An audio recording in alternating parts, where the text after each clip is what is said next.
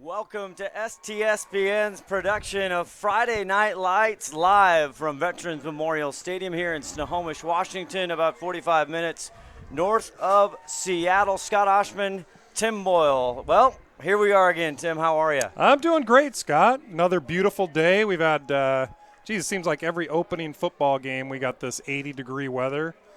Yeah, doing good. Tonight, Glacier Peak, the Conquerors. The Conks, as they call them. The Conks from Kentwood, the South Puget Sound League, or the North Puget Sound League. Excuse me. See, I got it wrong right away. Well, you're on a roll. I am. That's 1 for 100. So Glacier Peak, this is a lot of changes as far as the Glacier Peak program. We'll get into Kentwood here in a second, but second-year head coach Nick Bender, the big longtime defensive coordinator Steve Hannon, he goes on to Inglemoor. Sorry for Steve, he took his first loss last night. Inglemoor took it but he on the played chin. Cascade, really good team this year.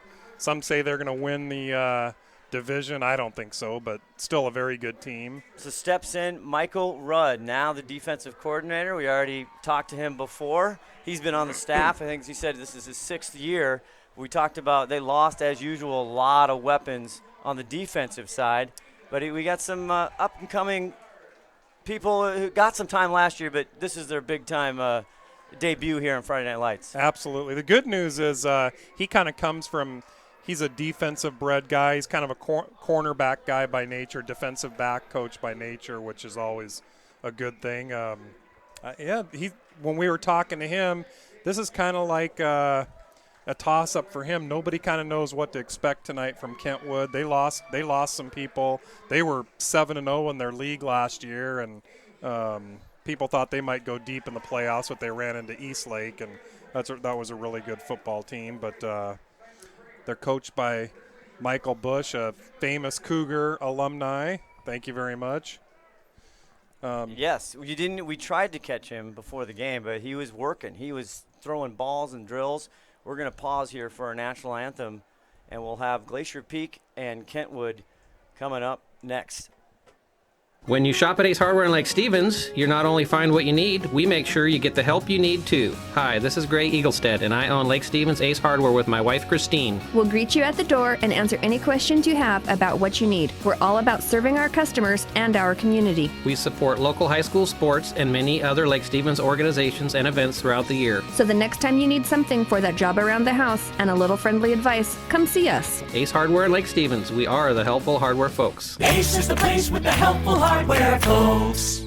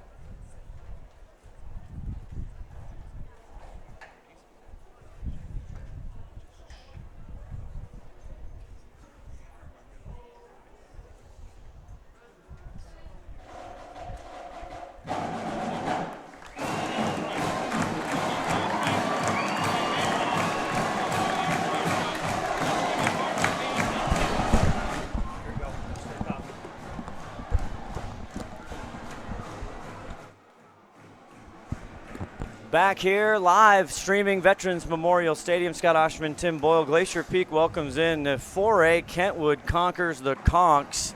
And head coach Michael Bush. Glad you're with us tonight. So let's talk about the offense for Glacier Peak. And it just feels like he's been here forever. Aiden Ziomas, Baby Z, just keeps getting better and better through for over 2,400 yards last year. I think that's got to be the huge bright spot on Glacier Peak. When you got a quarterback coming back for his third year, we were talking about it before at coffee, how important that position is. I mean, look, they just paid Matthew Stafford $135 million, and he's below 500 as a quarterback. So that's how important that position is. I think Aiden Ziomas is going to be obviously the key to them having a successful season. No more Colton Bunt. We have a younger Bunt, but he made the varsity roster. But good story for the running back, Kalen Briggs. Kalen Briggs. We just learned tonight that he won the starting running back. And it sounds like he just won it too, like this week. So and he's 5'7", kind of a smaller guy. So probably see how slippery he can be. That'll be key. And Ziomas is kind of a runner himself, so he'll need all the help he can get. Well, we talked to Coach Alexander, the defensive coordinator for the Conks, and he said pressure. That's what we do. We bring pressure. They know all about Aiden Ziomas, and we'll tell you about their quarterback, Justin Sieber, as Glacier Peak getting ready to kick off to the Conkers. That's going to be Corwin, correct? It is. Corwin will be the kicker, younger brother of Branson Corwin. Sophomore. Oh. And it's deep into the end zone. It'll be start at the 20-yard line. Interesting because he tried to catch that at about the 1-yard line, but high school, anytime it gets into the end zone, they stop play. Jamez Johnson, number 3, the junior. They're hoping to get this thing going. These kids have been hitting each other for a while. They're ready to go. They're all fired up. We were down at the field before. They were talking smack to themselves even. Yeah, they're definitely ready to go. And number 16, that's the stud, Justin Sieber, the senior, 6'3", 182-pound quarterback. Got some playing time last year. Screen on the outside, far side, breaks a tackle and gets up near a first down. It was number 31, 33? 37. Jacob Moore, another senior. Again, brand new. Rosters fresh off the printer here. They go with a no-huddle kind of hurry-up offense. Was a first down, 1st and 10. Sieber, this time to the near side. Complete, crosses the 40, now almost to the 44. They're already finding some success with those passes in the flat there and little screen passes, and Glacier Peak's going to need to have an answer for that. That's complete to another senior, Watson, Stephen Watson. Boy, they're not giving him much time to adjust there on defense either. Another first down, 1st and 10. They're moving. Here's a bobbled snap, and Sieber just has to drop on it. He's going to lose about, 10, 12 yards on that play. So big break for Glacier Peak there. Opening drive, Kentwood conquers the Conks in the visiting white uniforms. Glacier Peak in their home blues. You saw number 19, one of our keys on defense. That's Josh Erling, who got a lot of time last year, but brings in a 2nd and 23 for the Conks. Sieber fakes, now passes down the far side. One more time to 37. This time Glacier Peak snuffs it out. That's number 22 on the tackle. Is that who do we got there? That's Heston Pettis. Heston Pettis, a returner from last year. He's going to be their punter tonight, too. Moore again with his 2nd reception. It looked like Heston hurt his shoulder on that play. It looks trainer. That's not good. No. He's a big part of their defense. He's holding it like he dislocated it or something, so hopefully the botch snap, now pressure on Sieber. 3rd and 26, has a long way to go, finds an open Kentwood conqueror. It's inbounds. Did he go out? He did, but he got the first down, and that's a big play Gosh, they had him in the back. He had 3 guys putting pressure on him in the backfield. It could have been a sack for a huge loss, but able to scramble his way out and get a huge first down. Another big senior, number 4, Dyson Johnson, with the reception and a huge first down for the Conks, but they're walking the wrong way. Oh. Uh-oh, that's Laundry not in the good. field. I didn't even see a flag go out there. I just saw him pick it up. We're going to need to get a little update from Ron on Heston Pettis when we get a chance. And here he's turning his mic on. He's coming out. He's going into the locker room with the trainer, Heston Pettis is. So, Ron, if you can get us an update on that, that would be great. Ron Henthorn, the wedge, back on the sidelines here for STSPN. We got to talk about that. Nobody keeps the wedge out. Nobody. Back. There he is. Welcome, Ron. So back to 3rd and 23. Sieber looking downfield. Caught by Moore. Crosses the 50 and Moore to the 20, 10. There's Moore. Touchdown, Kentwood. Their debut touchdown here for the 2017-18 campaign. My goodness, right across the middle. Right across the middle. He got into the secondary, and there was no one catching him. Boy, Glacier Peak's going to have to find an answer for that. So a few big passes. Have they even run the ball once yet, Scott? I think it's been all passing for I think it has. For Kentwood. Boy, that was killed on the big play there. See with the official, a 70-plus yard touchdown conversion. And they're going to go for 2. Now they have the I-backs, Miller and Johnson behind Sieber. Sieber's going to the air one more time. Curls out. Caught in the back of the end zone by Cade Harris. 2-point try is good. Another senior, Tim Boyle. Yeah, and Cade Harris, we talked to their coaches earlier, and I think we'll be seeing a lot of him tonight. So with 10:22 left in the first quarter, the Conks, as you see the flags go by, they strike first. 8-0. And we'll come back. Want to welcome in again our presenting sponsor, Ace Hardware, Lake Stevens Ace Hardware. We'll be back with more after this. Are we off? When you shop at Ace Hardware in Lake Stevens, you not only find what you need, we make sure you get the help you need too. Hi, this is Gray Eaglestead, and I own Lake Stevens Ace Hardware with my wife Christine. We'll greet you at the door and answer any questions you have about what you need. We're all about serving our customers and our community. We support local high school sports and many other Lake Stevens organizations and events throughout the year. So the next time you need something for that job around the house and a little friendly advice, come see us. Ace Hardware in Lake Stevens. We are the helpful hardware folks. Ace is the place with the helpful hardware folks. Thank you again to Lake Stevens Ace Hardware, presenting sponsor for football here on STSPN. Well, the Conks come out swinging, that's for sure. Colby Burton, did he complete every pass he threw? You mean Sieber? Yes, he Or did. Sieber, yes. Sieber. Justin Sieber, the Beebs. I have Sieber Beaver fever, no doubt. There's a little side pooch kick there, and I don't think that's what the young man, as he's shaking his head, that's number 31, Nick Diaz, the junior. So Glacier Peak going to have good field position to start their first offensive series here for this season. They got that on the 40? Let's see where they mark it. I think it's going to be on the 40. So great field position. Now, what everybody's been waiting for, we're waiting to see what Baby Z can do. A lot of hype on Baby Z this summer. Finished 3rd in the Northwest 9, that you can see on Root Sports. A lot of pub. He was on last night. He was. He was the lead-in show for the Seahawks preseason. Ziomas back, now has to move up, and he is taken down. And excited Conkers, as they should. That's big number, 72. Timothy Breeden, 6'2", 235, another senior. Yeah, and the pocket just kind of collapsed completely on him. Loss of 4. Nowhere to go. Baby Z usually a good runner, but just nowhere to go on that one. 2nd and 14 for Glacier Peak. First offensive series. Gets it off to Briggs.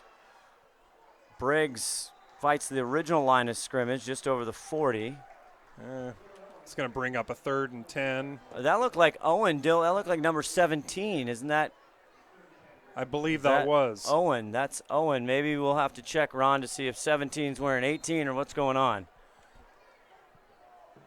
Briggs should be the starter, according to the coaches. That's what we were told. First game of the year, you never know what numbers people are wearing. 3rd and 10 now. High snap, and there's whistles. That's usually going to be a procedural penalty on the offense, typically.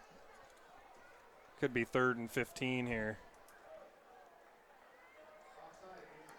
Oh, GP gets a break. Offside against the Conks. To referee Don O'Neill.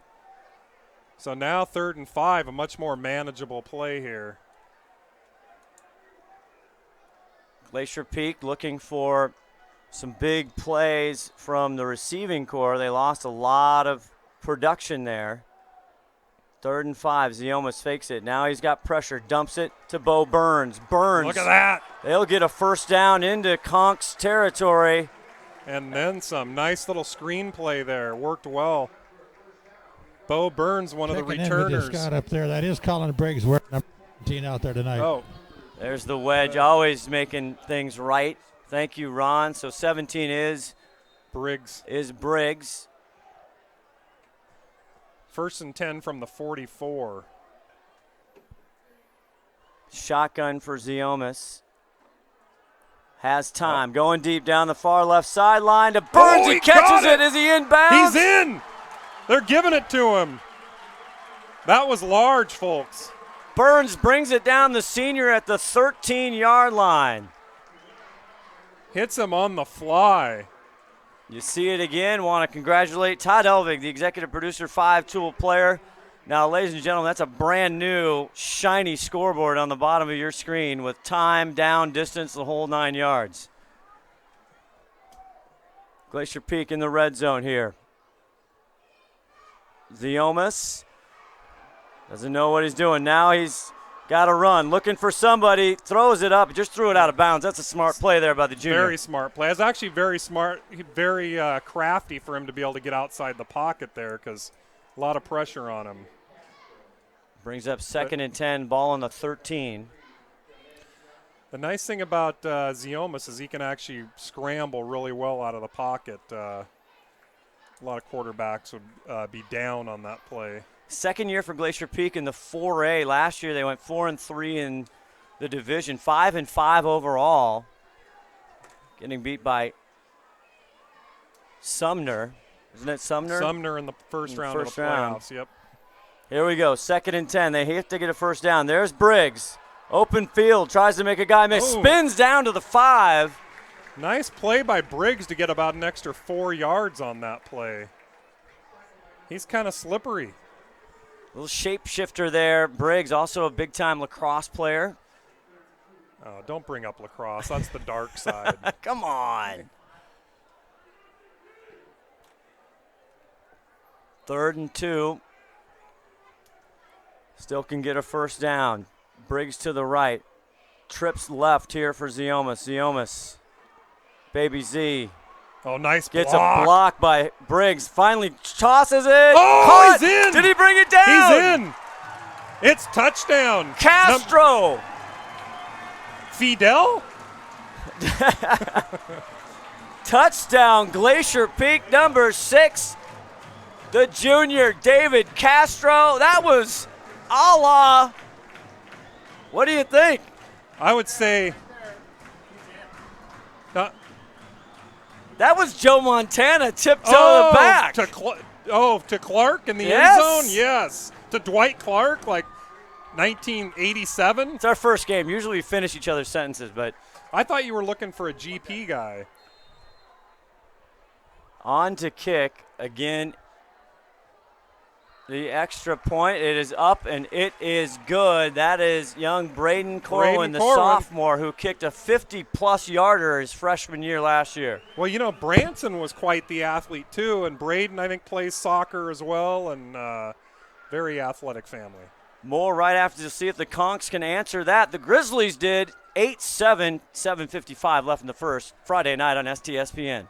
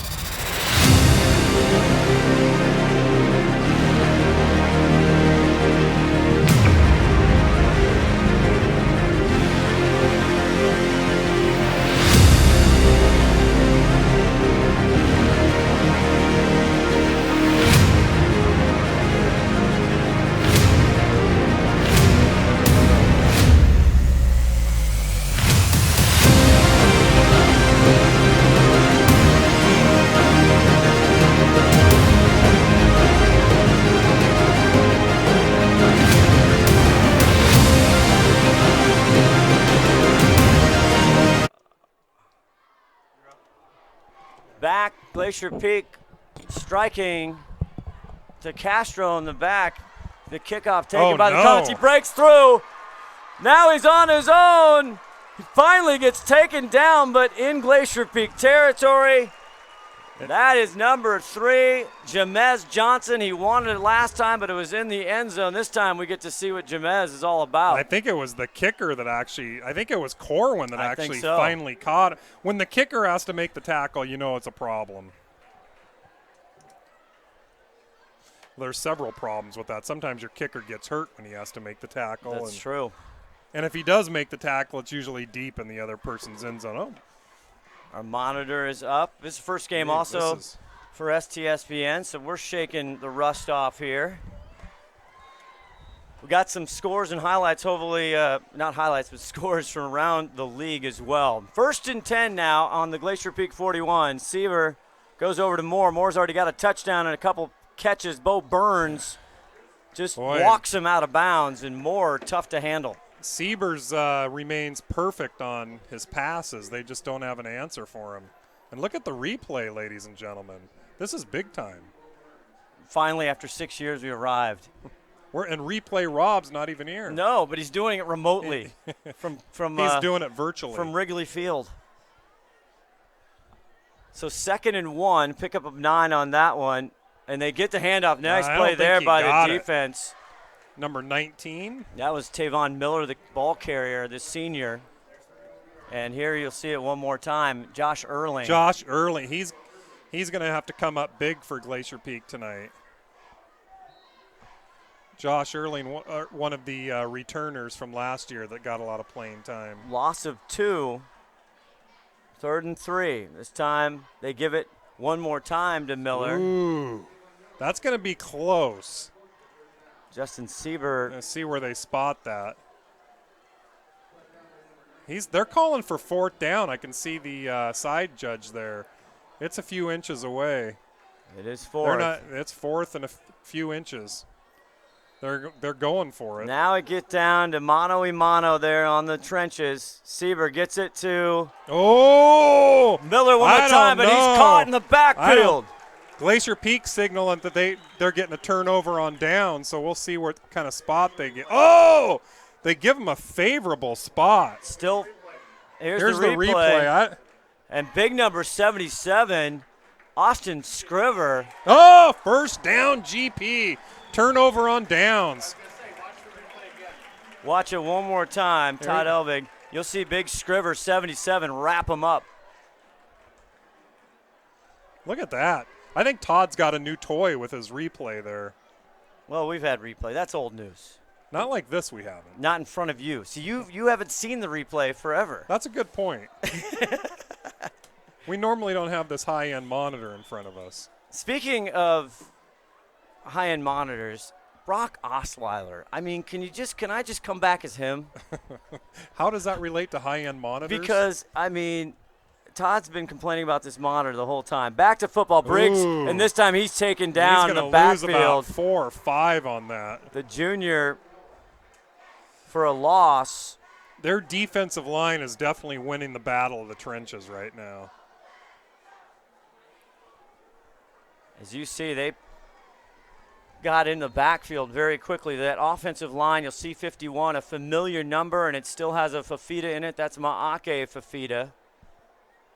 And Malachi Fafita on the coaching staff now. We'll talk about that maybe later. Yep. Ziomas out to. Oh, nice little move there, but Castro one more time, who has a touchdown. And they haven't gotten back to the original line of scrimmage yet. 3rd and 13. Castro with the touchdown, a tiptoe on the back of the end zone for the Glacier Peak touchdown. I think Ziomas is going to have to go down the sidelines here again. Glacier Peak with the ball in their home blues. They're calling it 3rd and 11. Ziomas looks like now he goes to Burns. Bo Burns, not much there. That's a familiar little slant play, and right there is the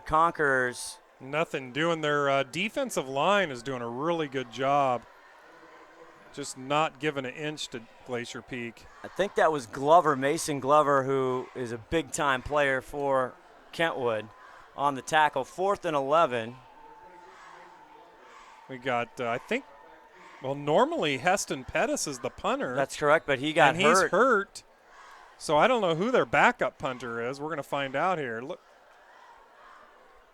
I think it's now there is Heston Pettis there, number 22 back in. That's good.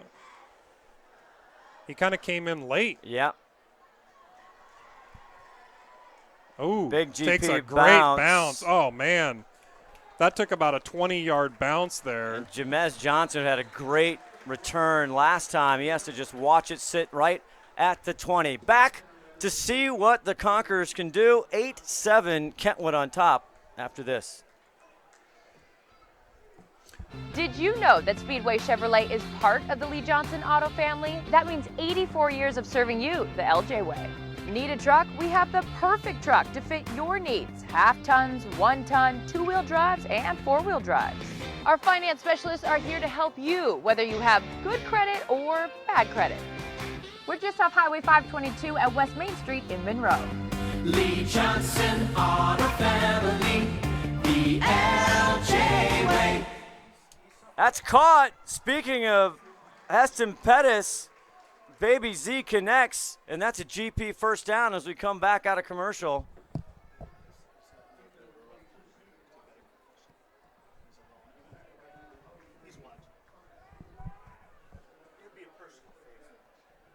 We'll see. Again, our numbers could be incorrect here, so bear with us if you're watching. The Conquerors, that's 22. Is that his first incompletion of the night? That is. I'm sorry. That was Steven Watson. I'll get this right at some point. Maybe game 9. That'll be right at the end of the season. That's Seaber. The Siebes. The Siebes there to Watson on that last play. 2nd and 10. Thank goodness for the scoreboard down below. We'll get that back up here in a second. Back to pass, and that's incomplete.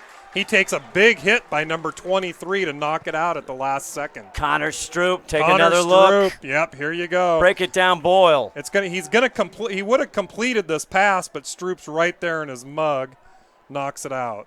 Brings up 3rd and 10. If you're just joining us, Kentwood, first series, a 70-plus yard pass completion touchdown. Seaber over the middle. It's caught. Got it. And that's Watson again across into GP territory. And first down. But Siebes takes a big hit by number 69. Watch when he releases the ball here. Number 69 just, he kind of went away. But he drilled him, and he got up a little shaken there. So. And that's Anchor Graves, the senior, 6'2", 275, one of the captains for Glacier Peak. Big 3rd down conversion there for Kentwood. Seaber does hand the ball off, and like we were talking about, the run not doing much. That Dyson Johnson, he's not going to get much. Yeah, it was kind of funny. The last series they were perfect on these passes, and they just all of a sudden go to the run time after time and got stuffed. And sometimes you got to go with what brung you. 2nd and 10. Still in the first quarter here, live from Veterans Memorial Stadium in Snohomish. Seaber, plenty of time, now goes deep down the middle. Got a wide open player, and it's just in and out of his hands. And the DB there, number 31, got a big break because that went right through his fingertips, and that would have been 6 points. Jacob Cron, the intended receiver there. Who's the DB? Anthony Collins on the coverage, catches a break. They're going to have to do something about those passes down the middle because they've been getting burned pretty bad. 3rd and 10. The scoreboard says 2nd. Seaver back, still with time. Now looks, throws, incomplete, just out of the hands there. And that's 4th and 10. It's actually a miracle that Glacier Peak's going to get out of this series. He's going for more. It's an absolute miracle. Yeah, Collins on the coverage one more time. They had that huge 3rd down pickup. They did, and then they had the drop down the middle, which should have been 6 points. We got number 6 back to receive. That's Castro. That's Castro, yep. And Bo Burns. Castro already with a touchdown earlier.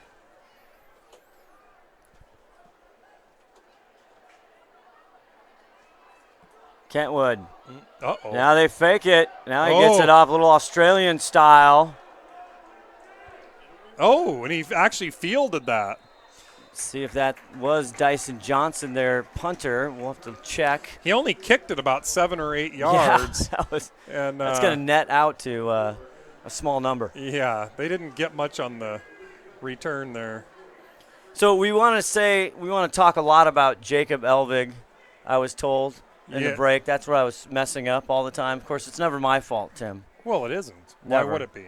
Todd Elvig, the 5-tool player, reminiscing. Again, a lot of us, I had a senior, now I'm an empty nester. Yep, my senior's gone as well. Jacob, they're going to miss Jacob on the D line here. That's right. He's now a big Bruin down at George Fox. Briggs with the handoff for Glacier Peak. Tries to turn the corner, runs up, fumbles the ball, but recovered by GP. Ooh. Up to the 45. Number 20 got on the fumble recovery, Tyson Holt.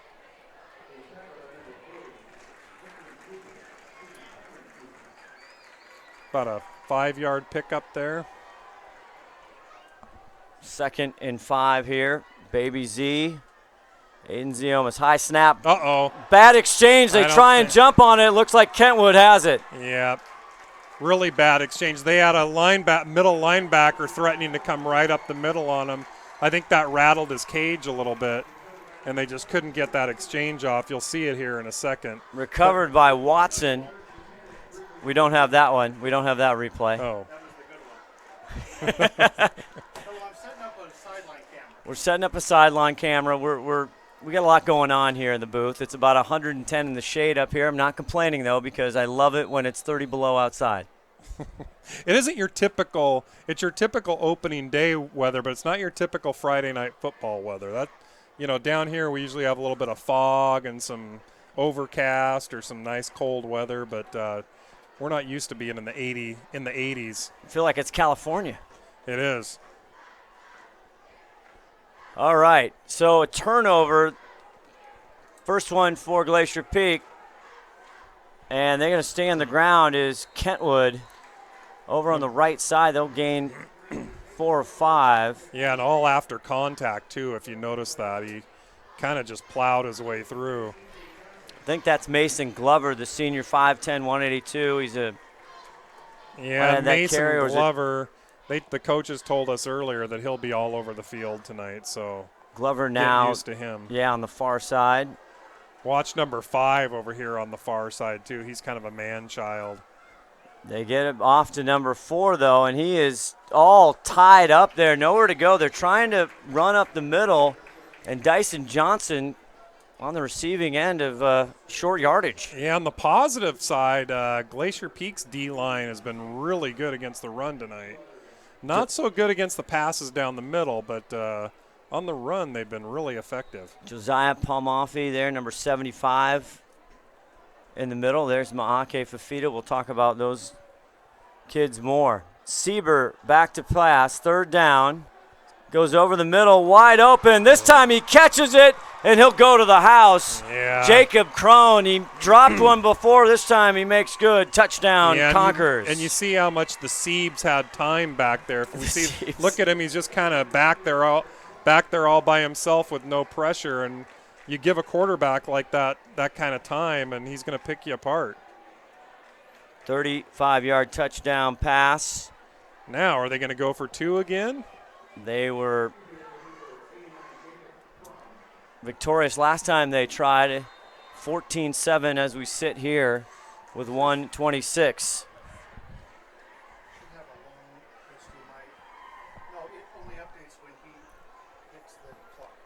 1:26 left, as you can see here in the first quarter, and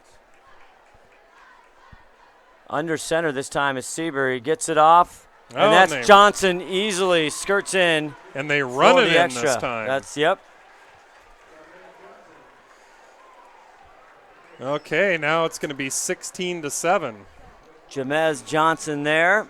with a minute 26 left in the first quarter. This could be a little bit of a shootout tonight. It seems like it. I mean, we weren't sure. Both defensive coordinators saying they like pressure, and they want to be aggressive.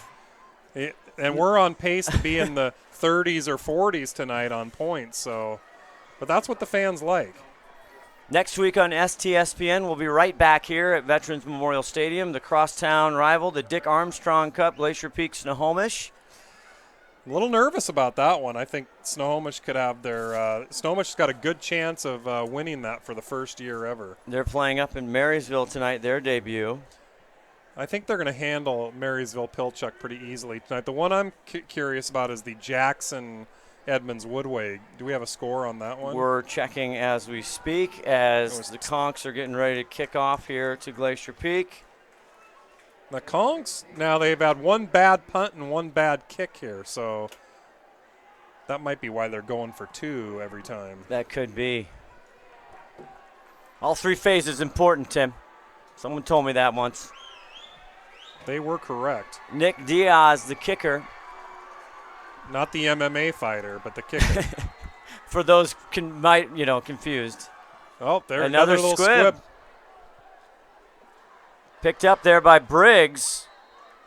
The running back, he gets up to the 35. I hear a lot of whistles. Yeah, I think that might be why they're not going for the extra points, because they don't appear to have much of a kicking game. That Jackson Edmonds Woodway, last update I have is at halftime. We'll see. It was 10-0 at half. It was 10-0 Edmonds Woodway. Jackson, if Daniel Arias is playing tonight, which I don't know if he is, he's their huge weapon. As Colorado. You can remember, Colorado commit and a phenomenal track runner at that. So here's Glacier Peak from their own 32-yard line. Aiden Ziomas trips left. Back to pass. He looks left, and it's complete over the middle. That's Bo Burns at the 40. He's finally close to dropped. the first down. I think he's short by – he kind of went backwards, and I think he's going to be short by about 2 yards.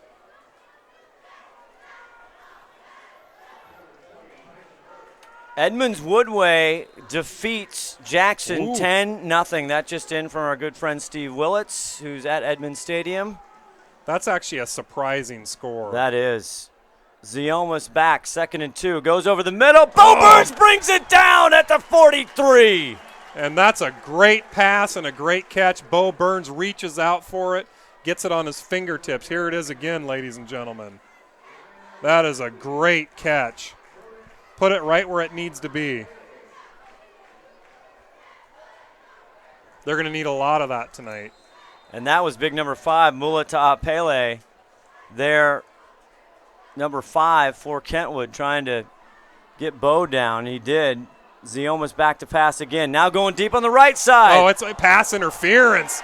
Yes, we're going to catch a break there. You could see that plain as day. He was holding on to his jersey, and he pretty much had to do it. He had him beat. But you'll see it right here. Holding on. Anytime you hold on to that jersey, even if it's just kind of a little love tap, they're gonna flag you for it. He was trying to go to your sleeper, Evan Manis, number 24 on that. It's because they couldn't guard Evan, my sleeper pick for the year. Alex McGeechee, the senior, was on the coverage and called for that. Big break for the Grizzlies there. 15 yards. First down now. Called that pass interference. They could also call that defensive holding, but the ball's in the air, so goes down as a pass interference. 16-7, first quarter, Kentwood up. Ziomas back to pass. Now he gets it over to number 6, dancing. Kind of went the wrong way. David Castro with the reception, the touchdown. He got right back to about the line of scrimmage, I believe. It's going to be a no gain. Brings up 2nd and 10 as the clock is winding down here for the first quarter. They're not going to get it off. They aren't. So we'll flip sides here.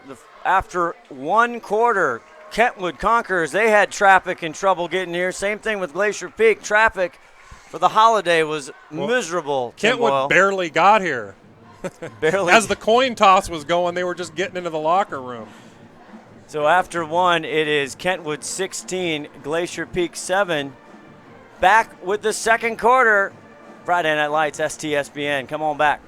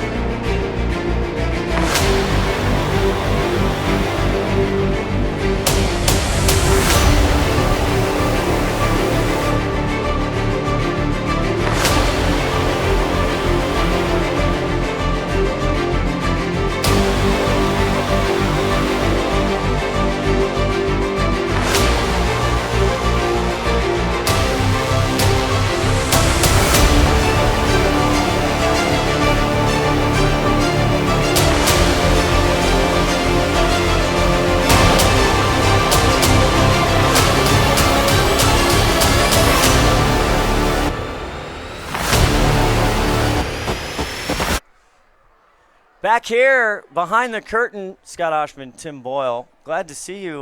We finally get in front of the camera. I mean, we never get this. Our agent had to fight for years of that. Let's go back to the play, though. We're glad you have you up here. But that was our sneak preview right there, ladies and gentlemen. Where's makeup? I feel a little shiny. They couldn't get here. The traffic was so bad. This camera is supposed to be on the field. That camera is. The cameraman's still in traffic, so that's our on-field camera, but it's not here yet, just like the cameraman. But Eddie's coming. He'll get here. Meanwhile, back on the field. Yeah, 3rd and 13. Just the start of the second quarter. Ziomas with Briggs to his right. Time. Briggs now trying to help him out. Rolls left, throws. Did he bring it in? Castro! Oh, they're saying no. I think he didn't quite have control of it. But that would have been huge. Take one more look. Tough throw by Ziomas. Bo Burns is trying to convince him that he brought it in. He can't believe it there, 32. So 4th and 3rd, I think you got to go for this. At that field position, I think even though it's 4th and 13, you're not going to get much on a punt. I go for it. And they are listening to you, Tim. Trips left, Bo Burns, yep. Castro, number 6, he's been big so far. Manis, the lone receiver on split right. Here comes Baby Z. Ziomas over the top. It's caught by Castro. Touchdown Grizzlies. Oh, my. And David Castro, what a debut. We'll take one more look. Castro with Fidel with his second touchdown of the night. Wow, what a opening night for him. And what a call on 4th and 13. I had a quick call into Bender there to say go for it. Well, these headsets work down to him. Nick Bender, the longtime offensive coordinator, second-year head coach, he's calling the plays. And that one, he dialed up a good one as Braden Corwin on for the extra point, the sophomore. Hold is up, the hold is down, the kick is up, and it is good. 14, ladies and gentlemen, you asked for a ball game, we're giving it to you. What we didn't talk about is how great of a pass that was. He threaded the needle. When I was watching it live, I didn't think he was going to get it through there. He had a couple defenders in his way there, in between, and I tell you, the game of monkey in the middle. Here it is one more time. The 5-tool player brings it back for us, so he kind of threads the needle right there. Those linebackers were trying to get there. That's McGeechee as well, and so little Baby Z. They were all kind of standing there wondering what happened.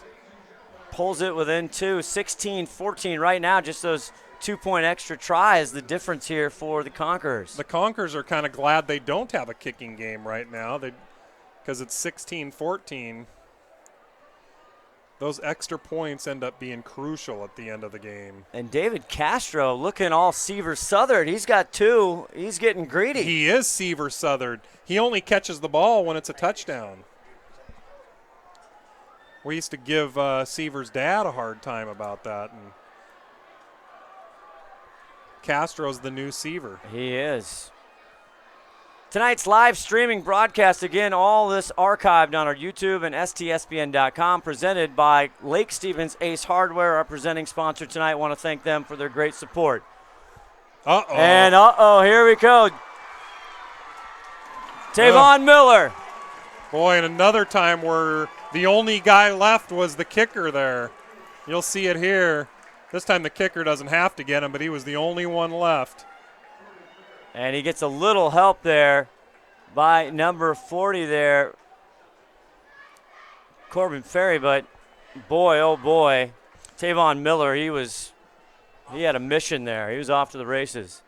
Well, that's the nice thing about these first games of the season, Scott. They really actually don't matter that much as far as the end of the year and playoff implications. It's similar to an exhibition game, and they can kind of see where their problems are. We talked to defense coordinator for Glacier Peak, Michael Rudd. We talked about maybe we should put a survey out. You think the Rudd report? Yeah, I like the Rudd report. Okay, that's Ron Henthorn, which we got to go down to him. Oh! Play stopped, and I don't think he was trying to do it. I don't think he just heard the whistle there. Hopefully they're not going to flag him again for that. That was the senior John Paul Anderson, number 2 there for Glacier Peak going in. Well, normally they blow a whole bunch of whistles on something like that, and I didn't even hear one. Let's go down to the wedge. Ron Henthorn, can you hear us, buddy? Yeah, I can hear you, but I can't hear the referees. They called it offsides on GP there. Hey, Ron, do you know anything about Heston Pettis? Did he get hurt? He's back in the game, so maybe just a stinger, I think. Okay. Bottom of your screen, 22.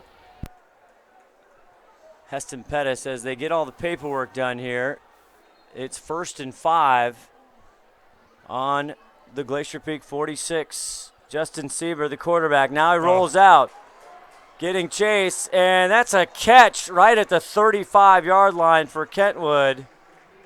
That's actually a great play by the quarterback because he had pressure coming on him from the outside and kind of made a little juke move, able to turn it into a first down. Again, Stephen Watson, the recipient there, he's having a big first night.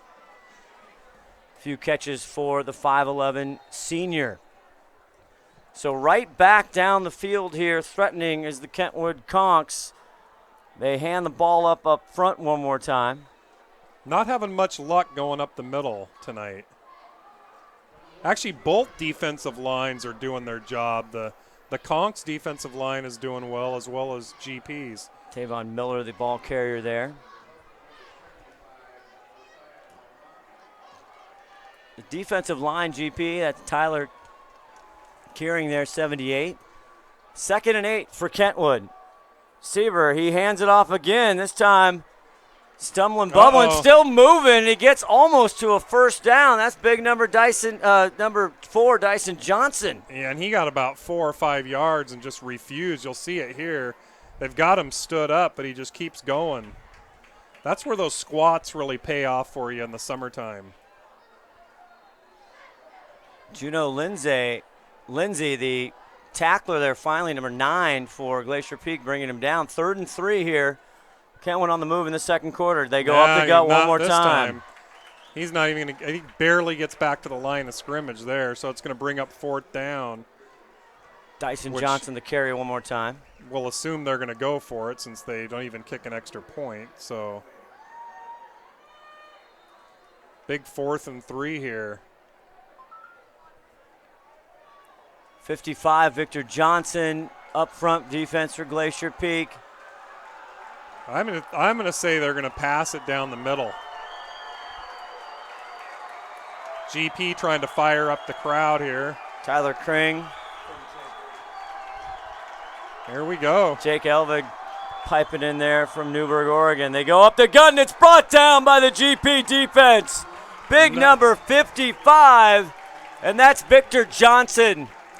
And I got to tell you, it's a little questionable of some calls there. They're having such success with that short pass as they're just burning GP, and they're really not having much success at all going up the middle, and I'm not quite sure why they're doing that. Michael Butch, the head coach for Kentwood in his second year, 4-year on the staff at Bothell. Famous Cougar alum.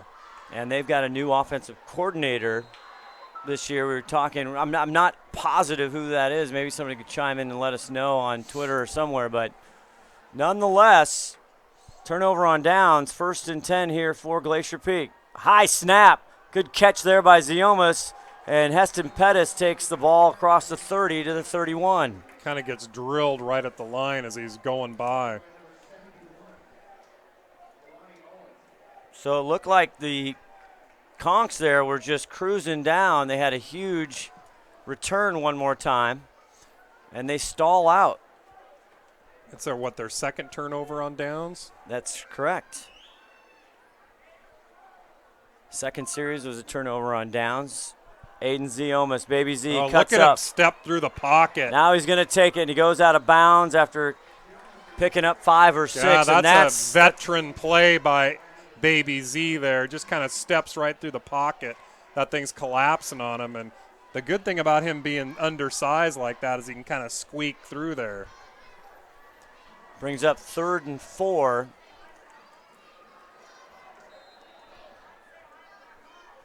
Ball on their own 34-yard line. Ziomas looking left, finds one more. Oh, he drops it. He kind of got stripped at the last second. It was thrown slightly behind him. You'll see it right here, and it kind of gets stripped out of his hands by the DB. That's Castro. Yeah, that's too bad because that would have been a big first down. Now they're going to have to punt, and that's kind of a momentum killer there. Great play there by Kentwood's number 8, Cade Harris, to strip that at the last second there. And he actually would have gone for quite a few more yards, too, had he caught that. Castro had it and probably could have got the first down. Cause a punt. Uh-oh. Low snap. Oh, takes a conk bounce. Up to the 45-yard line. Pettis, the punter now. Kevin Ramsey, kicker Kev, he had a long run here a couple times. Always a big shout-out to the weapon. Did I hear and the weapon got himself a scholarship this year, too. Scholarship, that was baby. Nice to see. We'd like to think we helped him get that. We always do. Yeah. We try to take credit wherever we can. Do you have him first in fantasy if he gets to the NFL, or is that me? Oh, Mindy tried to claim that, too. Spencer Pettit. Check the scoreboard on the end to tell what order it is. Oh. Jacob, your father wants you to check the end of the scoreboard. Meanwhile, here's a pass and a catch, and that's one more time. Touchdown, Kentwood. And again, it's that down the middle that they're having a real hard time stopping. Jacob Moore. Boy, My goodness. And that, when I said earlier, that was a momentum killer to drop that ball on 3rd down. Look what it turned into. 56-yard pass completion touchdown there. Justin Sieber doesn't look too shabby himself. No, the Siebes is looking really good. He's completing just about everything. Oh, and it looks like they might actually go for the kick here. First time for everything. They've been perfect on the 2-point conversions. Diaz. Mason with the hold. Oh, they're going to get a free play there. And the kick is up. It looks like we jumped off sides. Now no one really. Did that go through the goal? Because not sure. Sarah Elvig here helping out in the booth tonight, saying she thinks it did. Well, now the thing about that is they can get half the distance and possibly go for 2 instead of 1. So that could change the whole play, which I think they are going to go for 2 now. So that can either save them 2 points or cost them 2 points, that offsides. 22-14 right now, 8:26 left in the first half. Now Sieber shotgun. A lot of pressure. Big block, goes to the end zone, wide open. Is Watson there, the senior for the 2-point try. So that offsides cost them 2 points. Costly penalties. 24-14. Lake Stevens Ace Hardware's presentation of Friday Night Lights. More after this.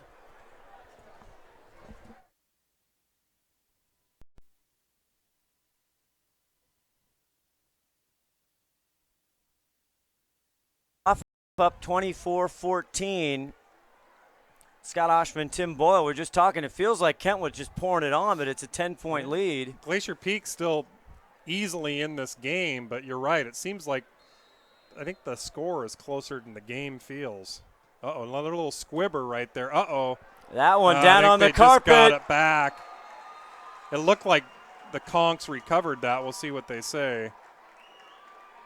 And I think GP might have got back on it. They lucked out. They caught a break there. Great. Not only did call. they catch a break, but they're getting great field position on that. They're going to get it about the 44-yard line. But they better rethink that, trying to field that at that spot. And that could have been disastrous. Yes, but in the Conquerors, they've been doing that all night. Yeah, they have. All right, we'll see what Baby Z's got up his sleeve here. They're going to need to get some points on the board. 8:26 left, 1st and 10 from their own 44-yard line. Punted the last time out. Almost converted. And David Castro has been on fire. Looks like right now, Baby Z like another high snap. Rolls right, just tries to dump it again. Castro with a first down and out of bounds into Conqueror territory. I got to tell you, we didn't expect Castro to be the big name tonight. When we were talking to the coaches, I'm not sure if his name got brought up, but he's proven himself. It's like he's on the preseason roster trying to make the team or something. You feel like a preseason, yeah, exactly. He's doing a little Lawler, a little little he's Kason like Williams. Yeah. Another first down for GP, now on the 42-yard line. Baby Z back. This time he goes to the near side, and that's caught by Tyson Holt. And they'll pick up a couple. Glad you're with us. Watch STSPN.com. We have coverage like nobody else of high school prep football. Check out where we're going to be. Our Twitter handle, at STSPN, STSPN.com. Also the YouTube channel. Thousands and thousands of videos. 2nd and 8 for Aiden Ziomas. Now it's to Castro. Castro has a little room. Look at that. Oh. And he stuttered, and he probably could have got to the first down marker, just running to the outside, but he kind of changed his mind a little bit. But Castro certainly having a big game tonight. This is a big third down right here. Cameron Cooper caught up with Castro that time. See if they can convert. Anderson to the left now, number 2. Fakes him, rolls left. Run it. Sets up, going deep. He's going for Bo Burns. Can't bring it down. It's okay. It's going to be a flag. He was kind of all over him, so they're catching a big break there. So that's going to be pass interference, and that will convert the first down. Don't have another look at that, but Jamez Johnson there on the coverage. The ball's kind of underthrown, and it's actually favors Glacier Peak because it kind of gets the defender kind of gets in the way. And they kind of give the advantage there to GP. Don O'Neill, our referee tonight. Talking to the players. Baby Z actually, here's the call. It's pass interference defense, so that's going to be a 15-yarder. If you look at if they do a replay, Baby Z actually could have ran that. He had a lot of daylight there, but that good choice to throw. End up being a good choice to throw the ball. Bo Burns, the senior coming in, had played a lot last year. One of the expected leaders, the captain on the team. And they've had 2 pass interference calls that were huge, that were big. The other one, I think, ended up leading to a touchdown. Yeah, they had a 4th and 13 at one point. That was a huge pickup as well. I'm looking for Baby Z to run a couple of these balls. Baby Z is a definite threat to run. they need to exploit that a little bit. 1st and 10, and he's got pressure. He goes over the middle. Bo Burns, touchdown, Glacier Peak. And that was that pass was absolutely perfect. That's why he was one of the top guys in the Northwest 9, because that ball was right where it needed to be. 22-yard touchdown pass to the senior Bo Burns. Baby Z still just a junior.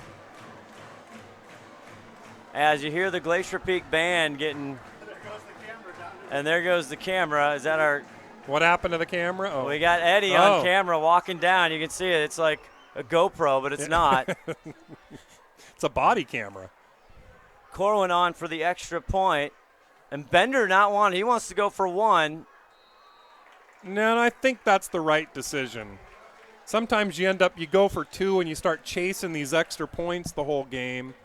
Although it's worked out for the Conks, but a lot of times you miss one of those 2-point conversions, and then you're trying to chase an extra point the rest of the game.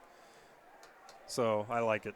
We'll try and get some stats, some halftime stats if we can, but both quarterbacks putting on a show, Tim Boyle. The numbers are like Madden, Xbox numbers here. When's the Boyle game coming out?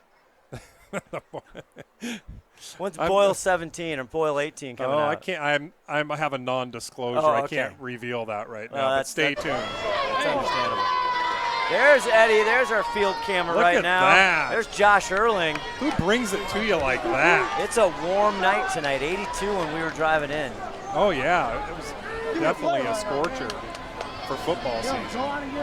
Friday Night Lights. Look at this. This is look at that view, and they get HD, and they get this at home for free. Unbelievable. Are you taking donations?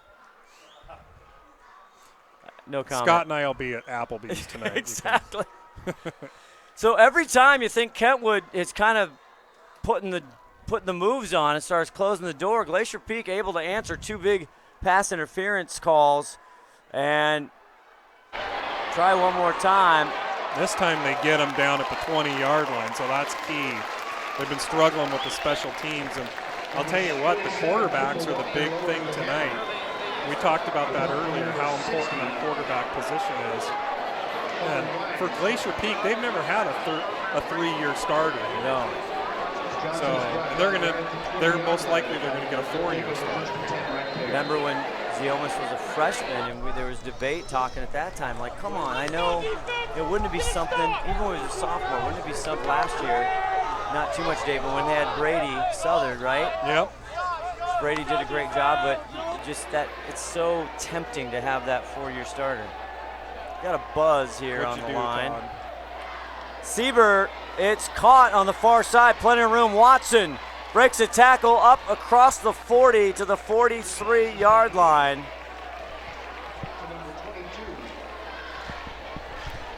Huge buzz here. We'll check for that. Ron Henthorn, you down there, Ronnie? The wedge. Down here, buddy. All right, maybe we'll see if we can get Bender at halftime for a quick comment as he goes into. But the Conkers this time, Dyson Johnson finds daylight down the sideline, and the big fella finally taken out of bounds at the 21. It took a group of Grizzlies. And what's plaguing the Grizzlies tonight is the big plays. No doubt, Johnson, 205, 6 foot. That's a barrel coming downfield there. Tough to take down. You saw him finally break outside. And they haven't had much luck with those plays tonight, but they did there. 6:27 in the first half. 1st and 10 now from the 28. Sieber, he's going for everything. He's got Watson overthrown. Decent coverage there. Let's go down to the wedge, Ron Henthorn. Any observations there by the kids? This is the first big game tonight. They're pretty quiet down here on the sidelines, but your observations are good up there. They're getting them down the middle, and they're just not stopping those long passes.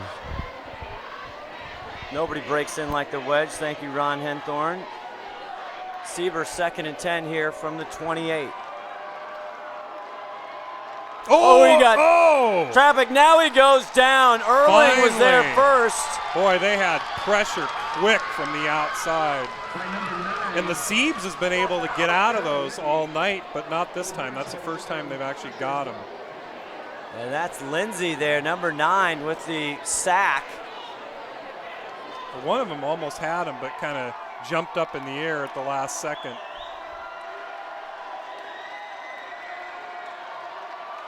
Gino Lindsay with a big sack. 3rd and 14 now from the 32. Sieber getting chased by Erling. Now he lets it go. It's caught by Moore shades the tackler, and he goes in for a 3rd touchdown for the Conquerors. And the sad thing is they had him sacked back there, but the Siebes makes a great play, and then they could have tackled him too, and he breaks a tackle and gets into the end zone. So a lot of things go wrong there for GP. Jacob Moore, the 6'2 senior, he has put on a show tonight. How many touchdowns is that for him? 3rd. Ooh. They're going to need to find an answer for him, but things just kind of broke down for GP on that play. And again, it's the big plays that are plaguing them. 32-yard touchdown. They'll see if they can go for an extra point. Diaz, the kicker, and another offsides. And now that's gonna go half the distance, and they're probably gonna go for 2. Offsides again. Go. Now they're probably going for 2. So those offsides already cost them 2 points on the last one. So quite a track meet so far. Nobody really able to stop the other team so far. No, and we talked earlier and we thought, okay, this is going to be a shootout. We might see in 30s and 40s. Well, geez, we're on pace for 40s or 50s maybe. What's the over-under? 52. Each team.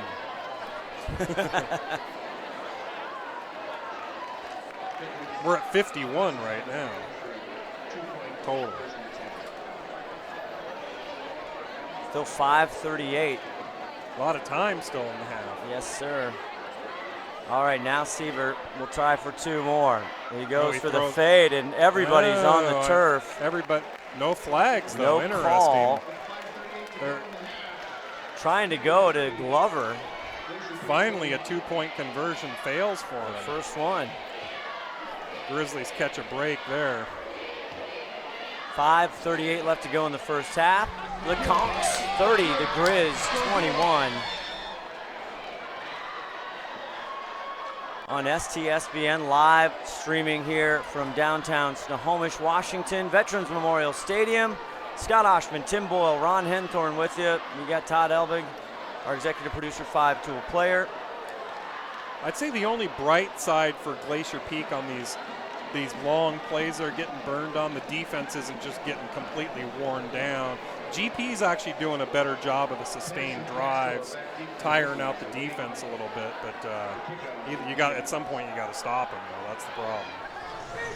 Kentwood started that drive on their own 20-yard line, working down, converted on that big 3rd down after the sack. And they should have been sacked again. Turns into a touchdown. Great on-field camera look right there by Eddie. And STSPN is Diaz, another squibber. Tough to handle. It's Castro, number 6, around the 15, trying to find a seam. Look at that. It gets up, nice return there.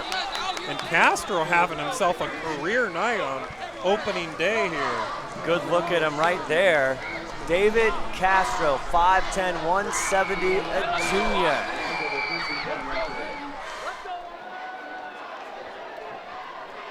Hopefully he's got relatives watching tonight. Yes. Because he's having himself a game.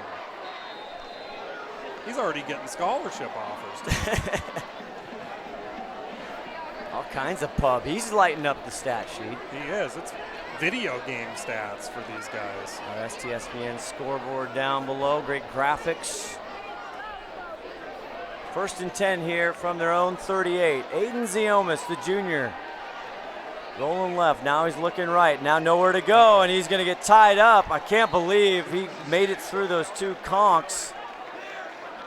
Yeah, just runs out of room there. Victor Juarez there, number 76. Was all over that. Looks like good. That was a coverage sack almost. I think it was, and I think what could happen here is if Aiden decides to keep the ball on a couple of these plays.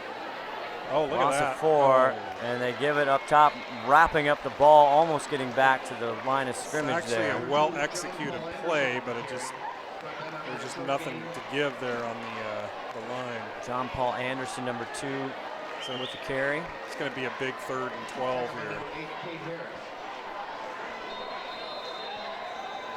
And the officials blowing the whistle. We'll see. Might It be a is. timeout, I think. It is. Timeout, Glacier Peak, 4:35, 3rd and 12.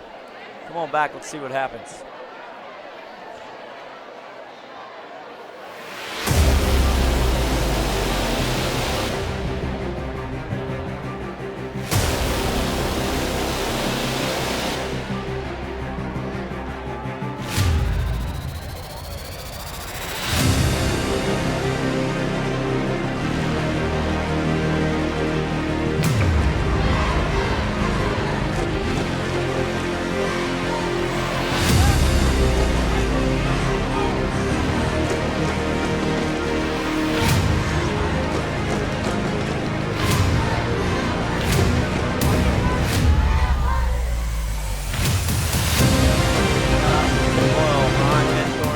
Big play here.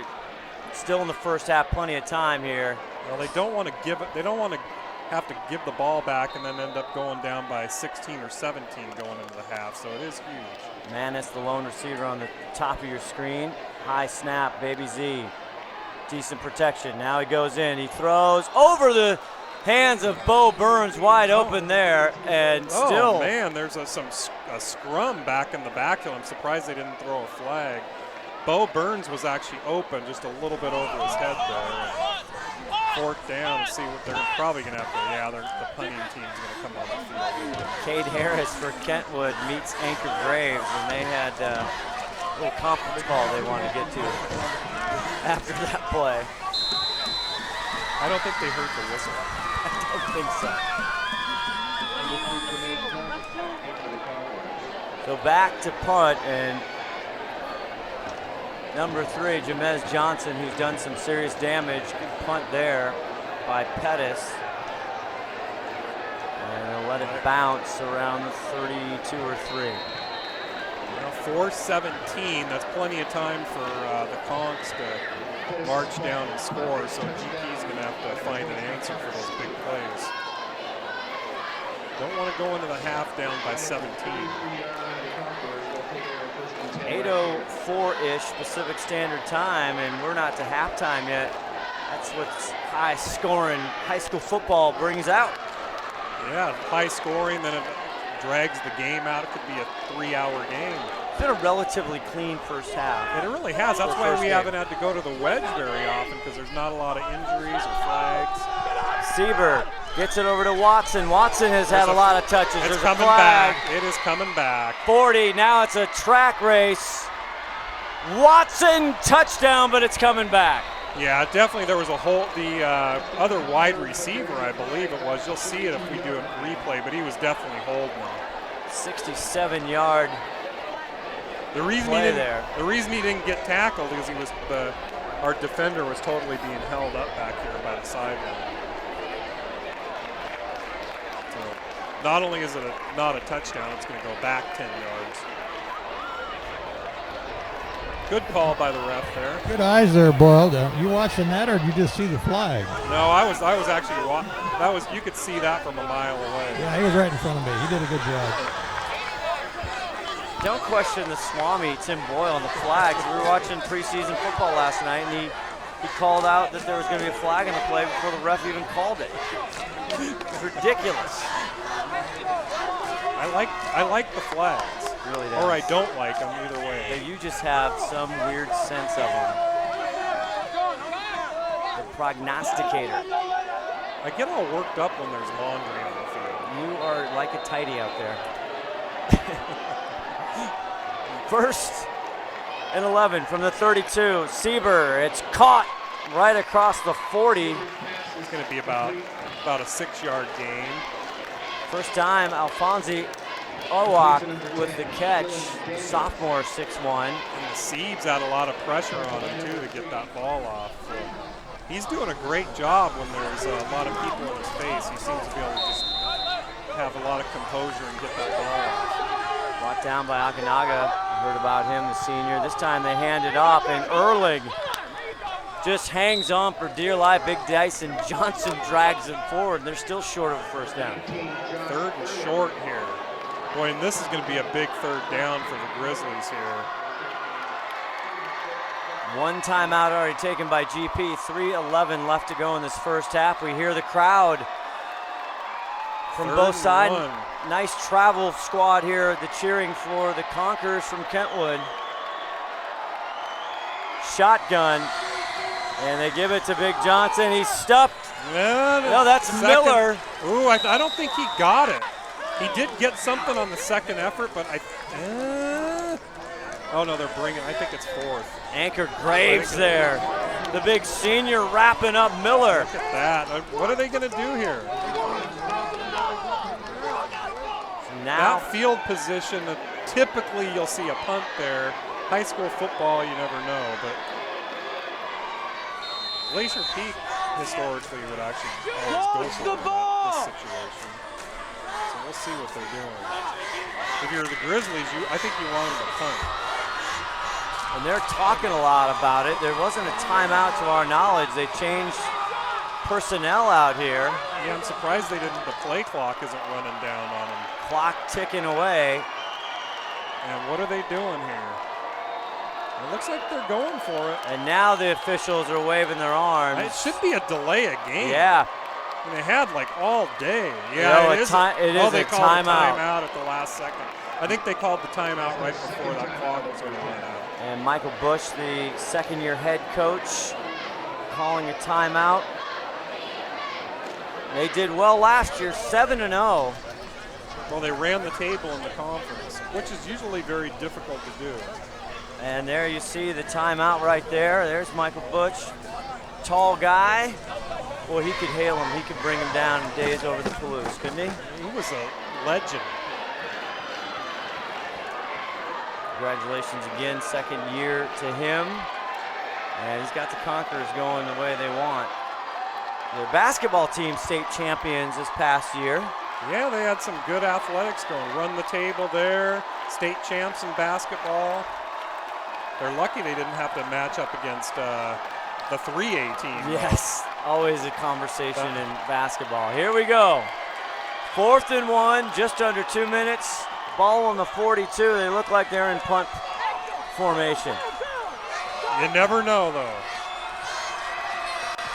Connor struck back, the rugby-style punt by It went out of bounds. Dyson Johnson. See where they're going to mark. Oh, he gave him a favor. Oh, no, he's walking back. Now, what was that? See, that's about right where I saw it there, but it looked like he was going to give him credit right where it went. It bounced on the out-of-bounds line. This little rubber band action there. Yeah. Came right on back. So Glacier Peak holds the Conks. That was a big hold there. So a minute 52. They're going to need to get some points on the board here. Right now down by 9. Like to get it to 2 if they can. Both teams coming out hot on the offensive side. Bo Burns with a touchdown, and then David Castro with 2. Giomas in the shotgun. He's going to dump it down to Briggs. Briggs comes through, hangs on. The ball crosses the 35 to the 36. GP still with 2 timeouts, 1:40 left in the half. They're going to be playing kind of a hurry up here. Trips right. Evan Manis, the far receiver on the far side of the field. Briggs to his left. Looking right, Ziomas goes over the middle. Oh, should be a flag there. Glover gets his I'm paw. here. He's coming up wondering what is going on. It looked like he just got manhandled.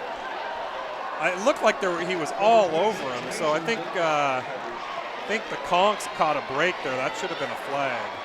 Mason Glover with the coverage. See what Ron. Let's go to Ron and see what he thought on that. It looked like he got looked like he got tackled. I think you're right on there, Boyle. I was standing right here watching it. If I was a receiver, I would have thought he interfered. So, break for Conks. 3rd and 3. They need a first down. Ziomas.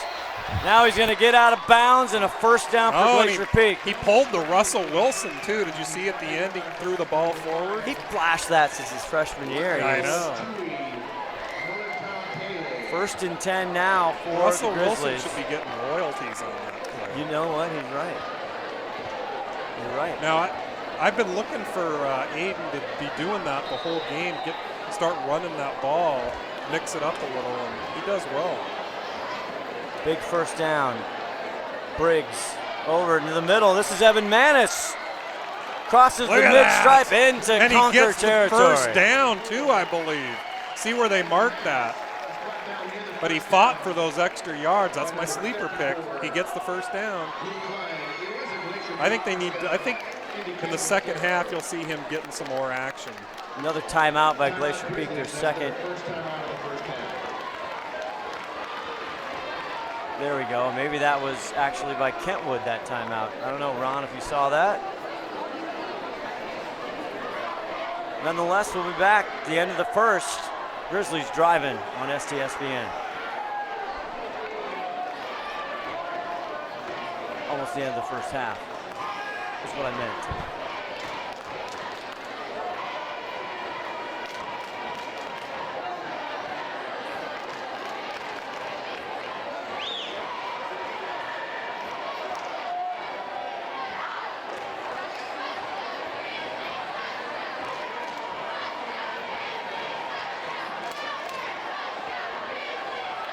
Middle on the left side. I just asked Tim, we're back here.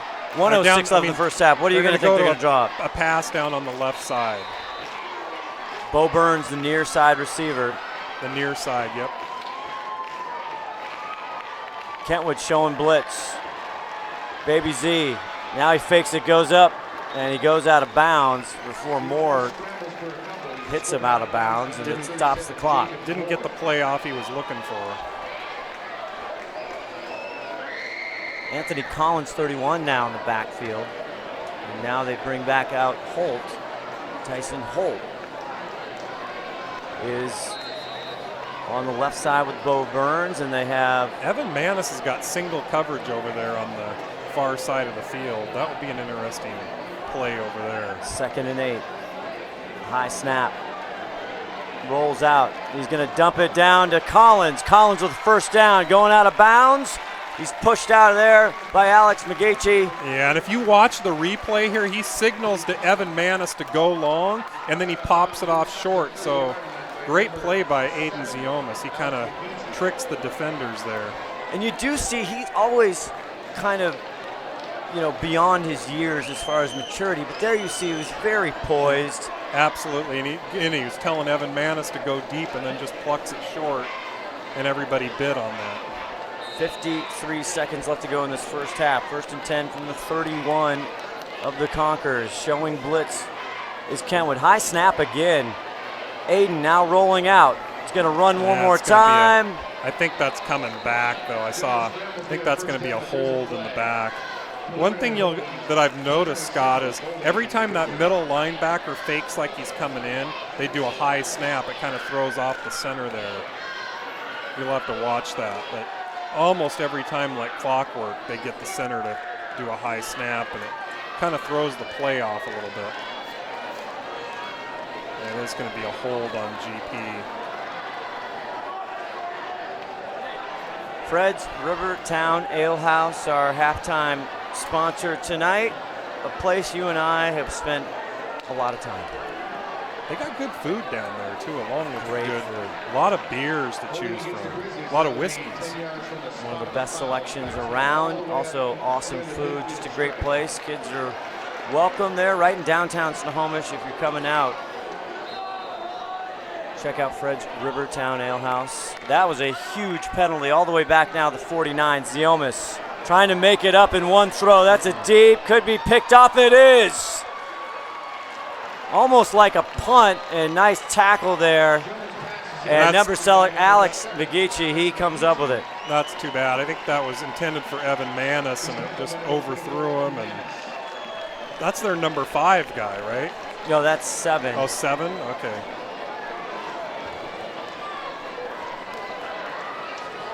So with 33 seconds, down by 9, they were trying to move downfield, but kind of like a punt, but not really like a punt. Well, it would have been a first down punt. Wasn't it? Was that first down? Or what down was that? That might have been, was it first down? I think it was first down. So probably Zalmus wants that one back. His first interception this year. So back now, Justin Sieber. Oh, and they're going to come out passing. Oh, going on the near side, incomplete. a rare incompletion there for the Siebes. Trying to go to his boy Moore, who has been on fire. Jacob with 3 touchdowns tonight.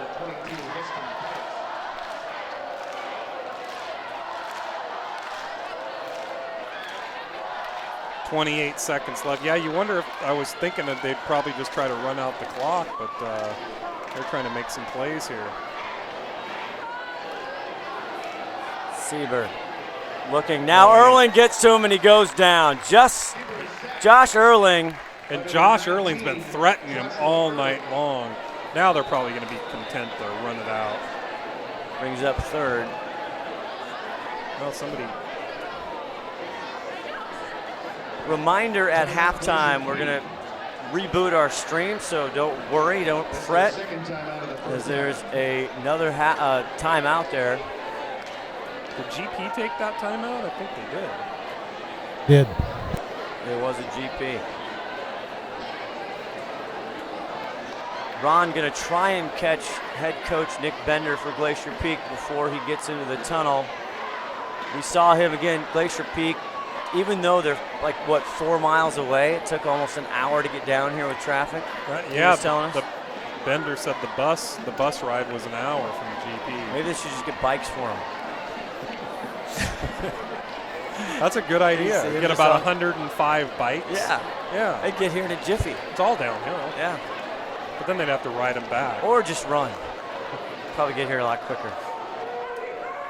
Kentwood hitting some serious traffic. It's Seattle, man, boom city. A lot of traffic these days. 16 seconds left to go in this first half. Justin Sieber, it's caught and he's down there at the 7 or 8 yard line. That's Watson. The timeout, GP. Well, GP's going to take their last timeout. Ooh, they want the ball back there, Tim Boyle. Interesting. Well, I think what they want, they're hoping that there's some kind of, you got to punt out of the end zone, and a lot of things can go wrong there.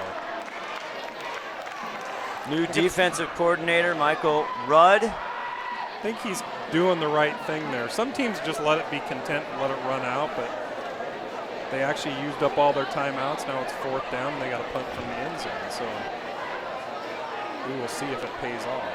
Big shout out to all the kids out there that graduated last year. Of course, Jacob Elvig, we're shout out down there in Newburgh, Oregon, playing for George Fox. We got a ton of kids over in Spokane. What's that? And Alex Garrett, that's right, Alex Garrett down there, the Mighty Bruins. They're probably watching right now. Which, again, my kid down there in that league, and George Fox, they're going to be tough this yes, year. they could give Linfield a big run for the money they're talking about. And then Whitworth, right, over in Spokane. Yep. Ton of kids over there. Big shout out to those guys. 4th and 9. Johnson with a punt. And Castro takes it at the 40. He'll go down. We'll see. It should be 2 seconds. Now they're going to give him 1 second. So enough time to chuck it into the end zone. 1 second on the scoreboard here. We know your scoreboard at home shows 1:15. That's one of the things we're hooked in, but he's got to change the time in order for it to change on the scoreboard on your screen. But you know what? That's okay. We'll live with that. We can deal with it. Just know there's 1 second left. 1 second. Oh, they don't. Am I seeing this correctly? What? They got the field goal unit on. Run the numbers, Boyle. Well, that's 52 yards. 52 yarder. Now he hit This is a Spencer Pettit field goal here. It is. This is Whoa. Corwin. He hit a 52 or so his freshman year. The kick is gonna be up, short. and he's not going to get there. Wow. Well, hey, this is when you try these things. No harm done. We'll see. I don't think he got that one correctly because No. it was way short. He get everything into Let's it. The see if the sophomore. wedge. Let's see if the wedge can catch Bender as he comes in as Oh, he's got him. the debut. Look at the wedge. Ron Henthor with the head coach Nick Bender. All right, down there with Nick Bender. Nick, that score up there looked like a basketball game in a way. A lot of scoring going on both sides. What are you going to do to stop that big offense from the Conks out there? I think a lot of it just comes down to simple coverage and tackling. I mean, we got guys there. It's just a matter of finishing the play. We'll make our adjustments here at halftime, and I think we'll be fine. So what are you going to change in offense for yourself? I think we'll keep doing a lot of the same. Don't be surprised if there's a little bit of a surprise here in the second half that we haven't shown yet, and it should be fun. Well, Aiden's doing a great job out there. He is. He's very composed. He does a really good job of buying extra time, making smart decisions, so can't be much prouder than him. All right, good luck, Coach, in the second half. Thanks. Appreciate it. Nick Bender, second-year head coach for the Grizzlies. Back to you, Scott. No one runs by the wedge. No, you can't get by Ron the Wedge Henthorn, baby. Good to have the wedge back on the sideline. Welcome back. They tried to keep the wedge down. It just can't happen. You can't suppress the wedge. Just nothing can do it. That's halftime. 30-21. Kentwood conquers on top.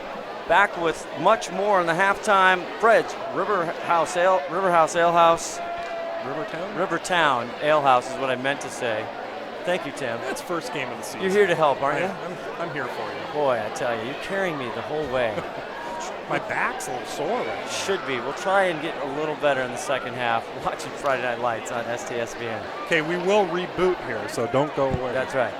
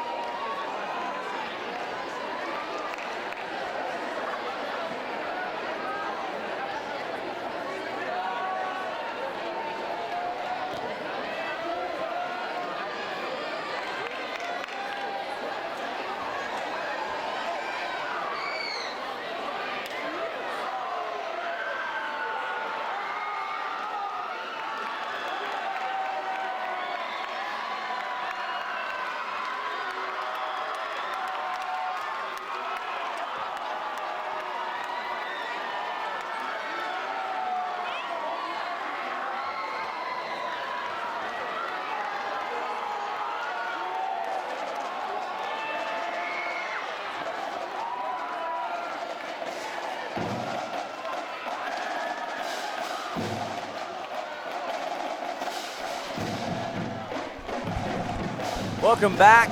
Fred's Rivertown Ale House halftime show on STSPN. Scott Oshman, Tim Boyle with you, Ron Henthorn. Glad you're with us. Halftime here from Veterans Memorial Stadium in downtown Snohomish. 30-21, the Kentwood Conquerors. First time these two teams have played, Tim Boyle, and it's been a dandy so far. It has, and really the difference in this game is a couple big plays that Glacier Peak's given up down the middle. Otherwise, they've been kind of going back and forth. Glacier Peak's blown a couple opportunities.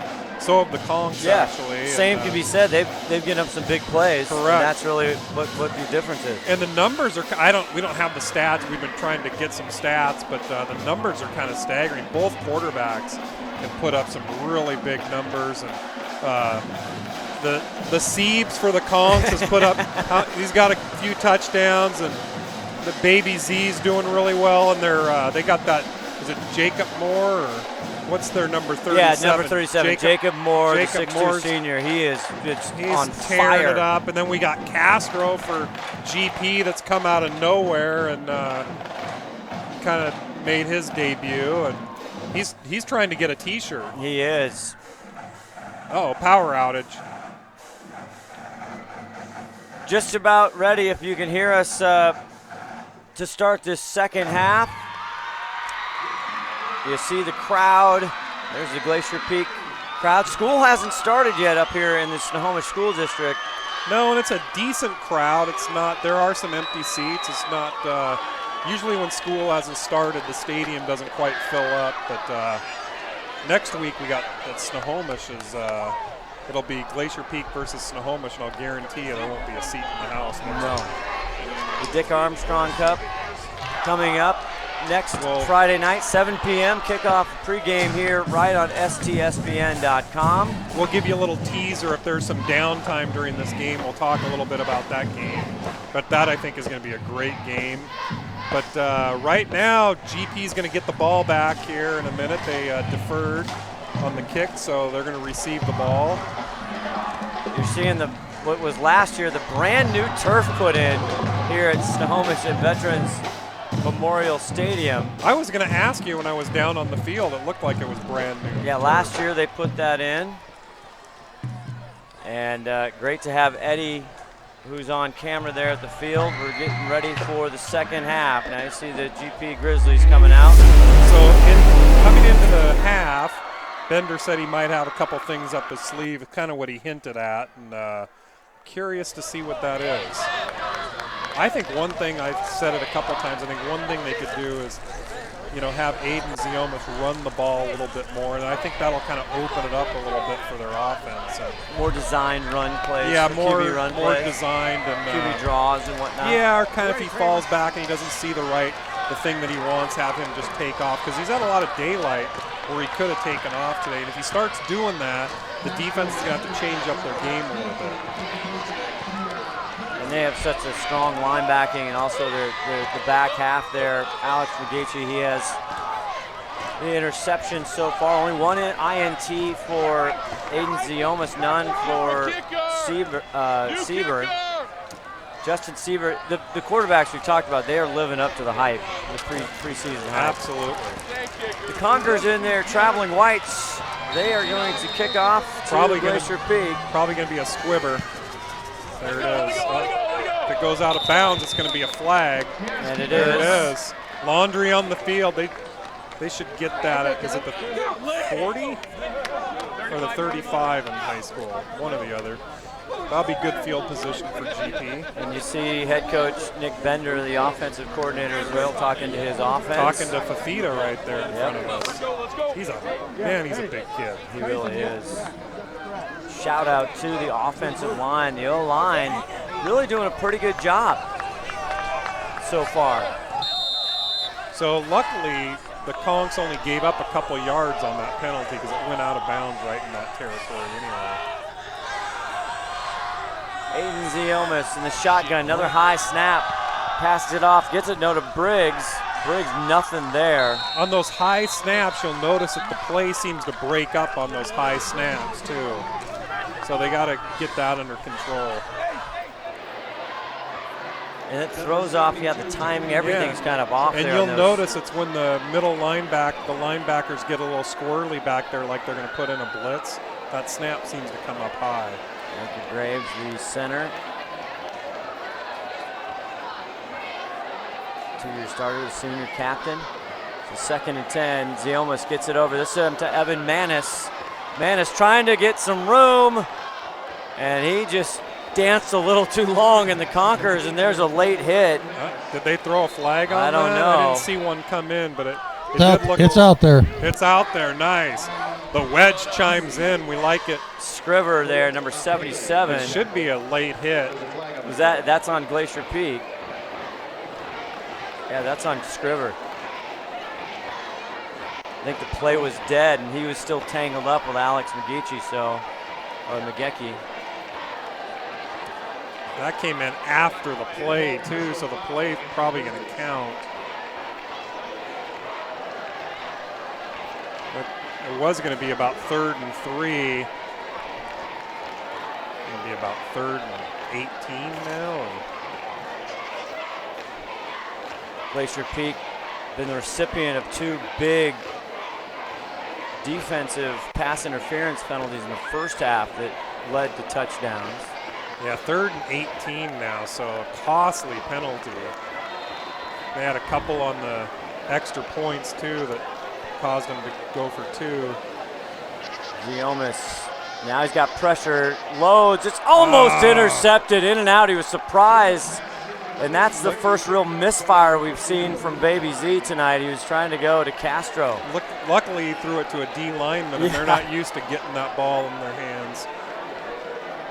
Big 54, I believe, Luke Klein, 5'10 junior, 235. He didn't see that coming. Yeah, it's too bad. That was a momentum killer, that penalty. And, a lot of times with the penalties, it's not the penalty, it's just the timing of it that just kills you. Heston Pettis back to punt. New punter here. They had Kevin Ramsey. Catch. It bounces. Did it touch anybody? Finally picked up there at the 49. Could have been trouble. Almost was. They're going to get it right about midfield almost, so good field position for the Conks. Justin Sieber, the senior, coming out for Kentwood. Again, they ran the table there last year in Michael Bush's first year as a head coach in North Puget Sound League. And they ran into a buzzsaw in East Lake High School in the first round, just kind of like Glacier Peak did. Yeah, they both ran into a buzzsaw in their first round. 1st and 10 from the 49. Sieber going deep. He's wide got wide open. open Watson, and he catches it. It's good. And it's inbounds. He got his knee down, and that counts. At the 24, what a big pickup there. He was wide open back there. And you see the defender there, Connor Strupp, he knew he missed a coverage or something. Glacier Peak's actually gotten away with a couple drops on some blown coverage tonight.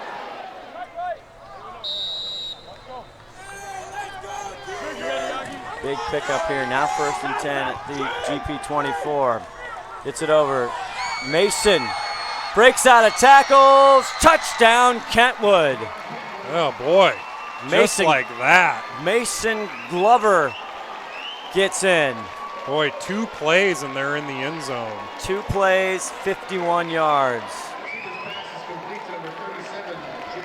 And the kind of a penalty set that whole thing up. 24-yard touchdown, Mason Glover, the senior. And they're going to try another extra point. We got kind of a late comer here coming in. Unless GP jumps, they've jumped off sides, I think, 3 times on these. Diaz for the try. This one is up, and it is good. So he can kick an extra point. He can. It's going to make it 37-21. GP's going to need to get on the board quickly here. They answered early in the first half. Nick Bender teasing us at halftime as he talked to Ron Henthorn about he's got a little trickery in the playbook here coming up. This might be a time to do it as they're going to get another try. Guys, take a look at that extra point. It went about 35, 40 yards, and it's more. He never kicked off that far yet tonight. That's a great point by the wedge. When he kicks off, he just kind of squibs it. So you kind of were under the impression that he didn't have much of a leg. We don't miss anything here at STSPN, do we? If we miss it, the wedge picks it up. He just breaks right in the middle and picks up the pieces. I want to thank Lake Stevens Ace Hardware. Coming up huge, our presenting sponsor this year for STSPN football.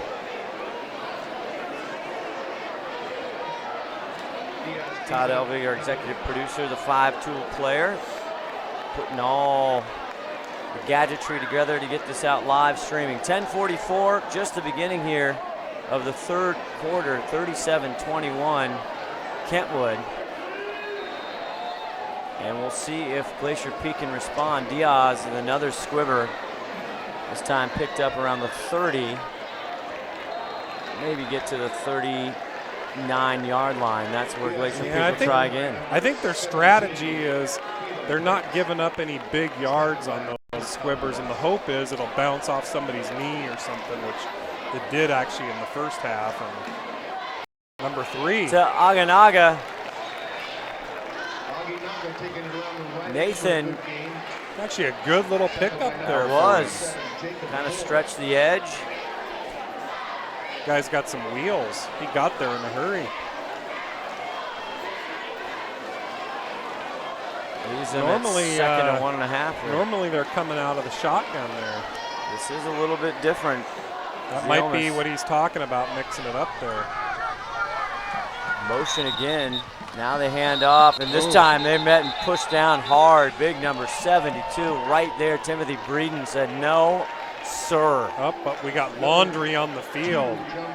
Ron, what do we got down there? Ooh, that's going to push him back 5. Legal procedure. We're having trouble with our referee microphone tonight. Well, the only good news to that is they get second down over again. John Paul Anderson, the ball carrier on that time. Briggs getting the start.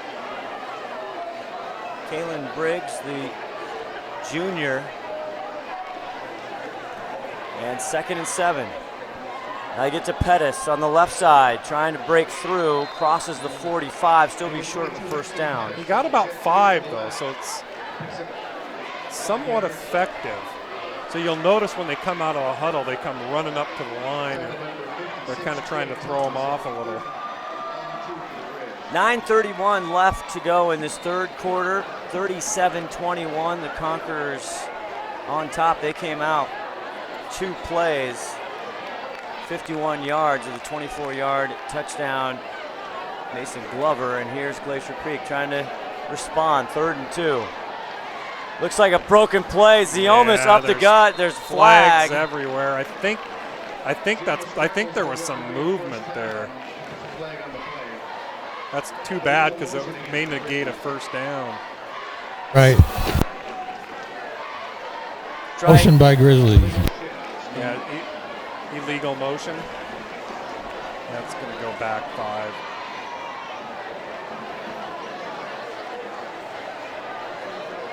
Don O'Neill, our referee again.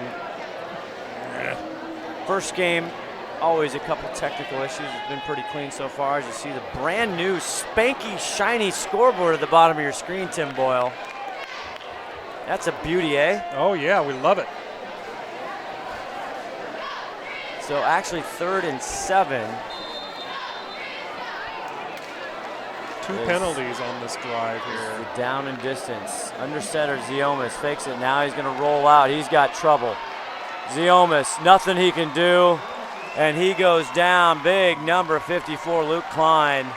The junior wraps him up. Not much Baby Z could do there. Well played by the Conquerors. 4th and a plane ride there. Was 3rd and 7. 4th and 19 is what they're going to call that. And that that particular formation didn't seem to work out too well for him. 2 penalties and a big sack on that. So far, as far as adjustments, defensive coordinator Deion Alexander, who we talked to before the game, he is coming up aces so far for the Conks. They have got it figured out. Bounce snap there to Pettis. Ooh, short punt too. Side of his foot.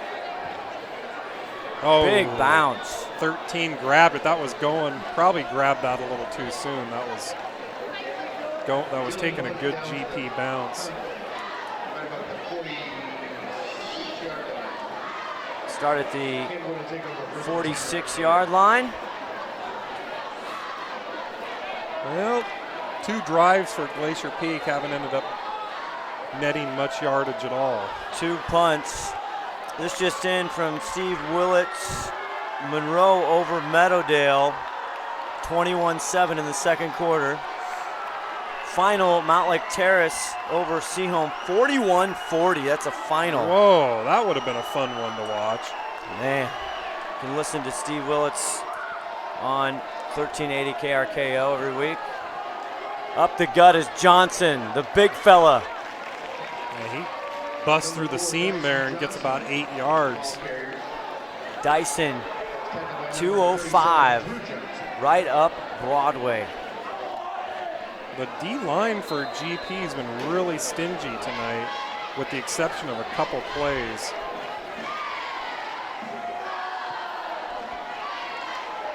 Over the top, no one there. Watson. Touchdown, Kentwood. Yeah, no flags, and this could be. It's getting a little out of hand now. Yep. Boy, what a play, though, by Kentwood. That was a great play. There was just nobody in the secondary there. He got it right over the defensive line, and there's just nobody there. And it's another one of those down-the-middle plays that have just been plaguing Glacier Peak tonight. They put everybody in the box that time with a short distance there to get the first down, and boy, that was a brilliant call there by the offensive coordinator for the Kentwood Conkers. And now it looks like we might have a different kicker. Connor Plett. And it's good. No problem on the extra point. So 44-21, and GP was hanging with him, and boy, it's just kind of gotten out of hand in the second half, and GP hasn't been able to do anything offensively. My goodness, all of a sudden, just like that, the start of this third quarter, Glacier Peak Grizzlies, they're shaking their heads, 44-21.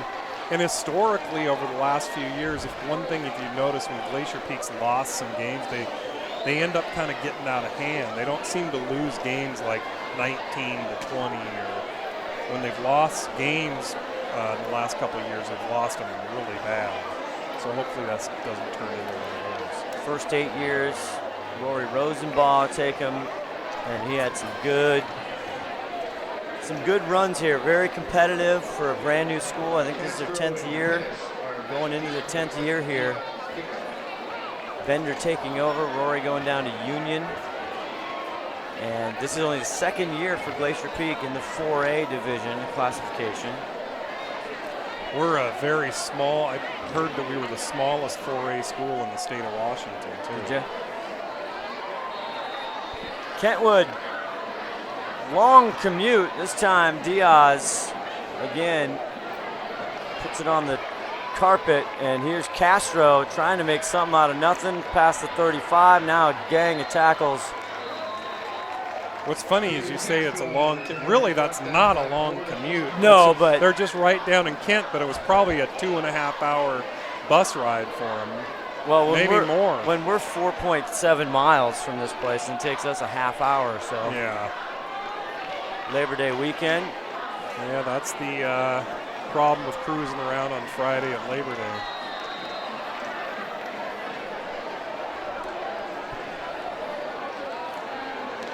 Taking pictures inside the booth here.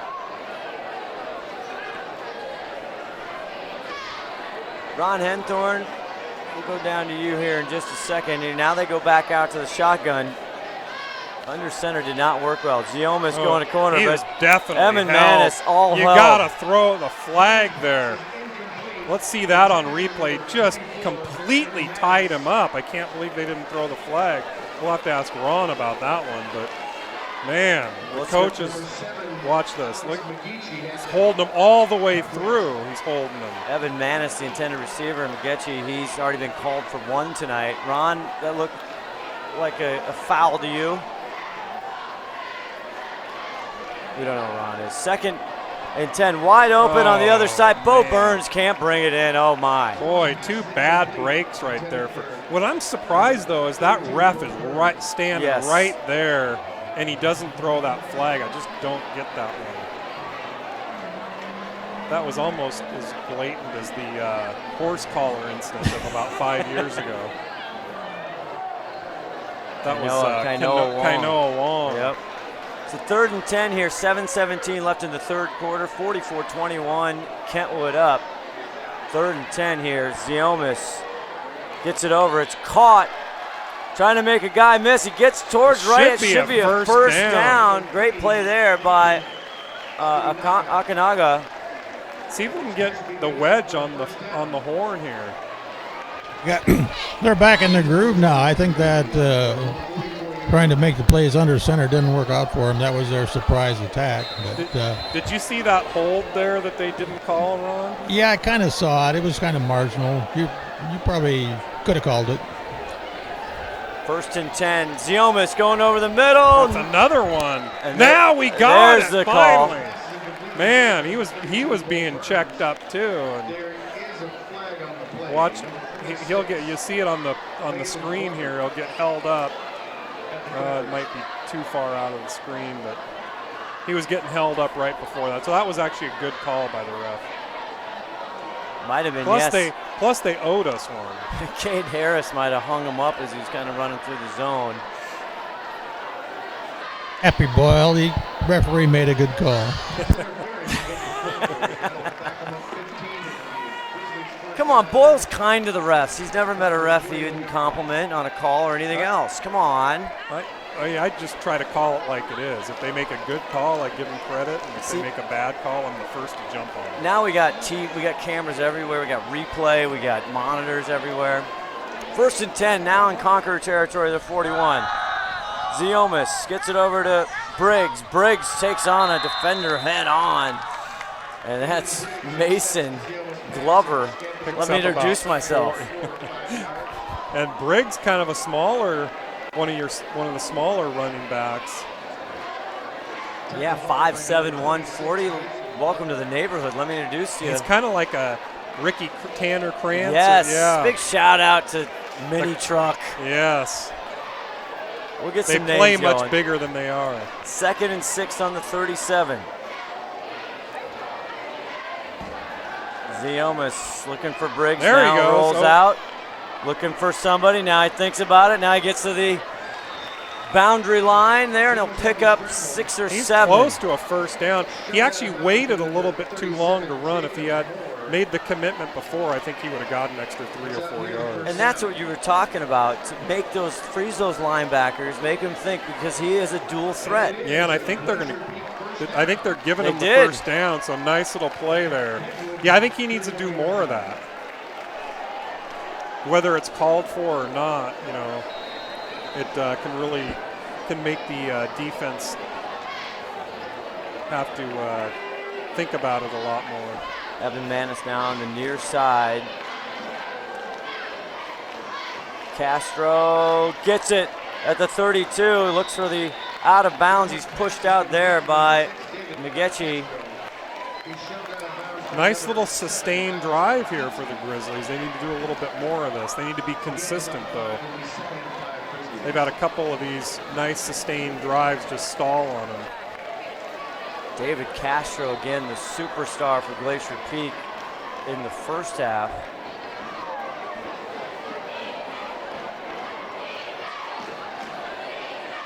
Two touchdowns.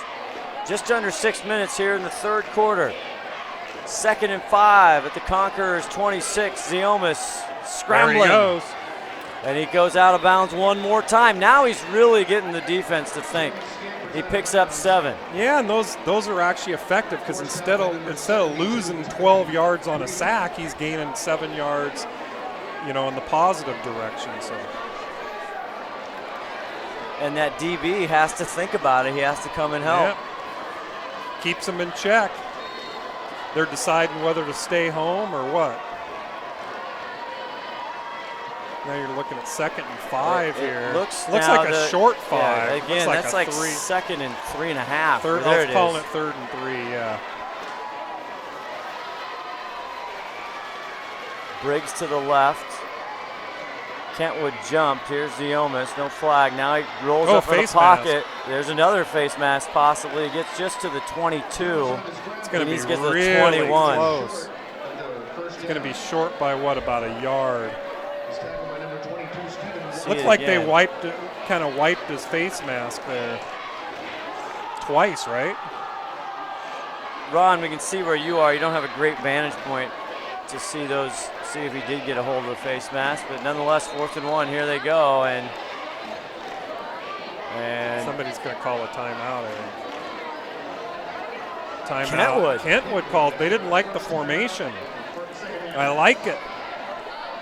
Timeout. 5:19 in third quarter. Glacier Peak starting to get something going. A big 4th and 1 when we come back. Did you know that Speedway Chevrolet is part of the Lee Johnson Auto family? That means 84 years of serving you, the LJ way. Need a truck? We have the perfect truck to fit your needs. Half tons, 1 ton, 2-wheel drives, and 4-wheel drives. Our finance specialists are here to help you, whether you have good credit or bad credit. We're just off Highway 522 at West Main Street in Monroe. Lee Johnson Auto Family, the LJ way. 4th and 1, Glacier Peak trying to get back in this one. Still plenty of time. Conks up 44-21. This is a big play, Tim Boyle. Yeah, there is plenty of time if Glacier Peak can start scoring. But yeah, this is a big 4th and 1 here. I look for Aiden to keep it. Briggs on the left.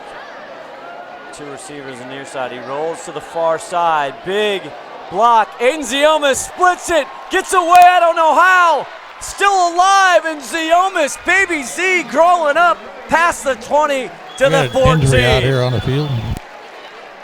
That was a great play by Baby Z. We do have an injury on the field, but that is exactly what they needed there. Let's take You'll one see it more again. look. Break it down, Boyle. They almost catch him here, and the pocket kind of collapses, and he kind of ducks because he's short, and he squirms right through there.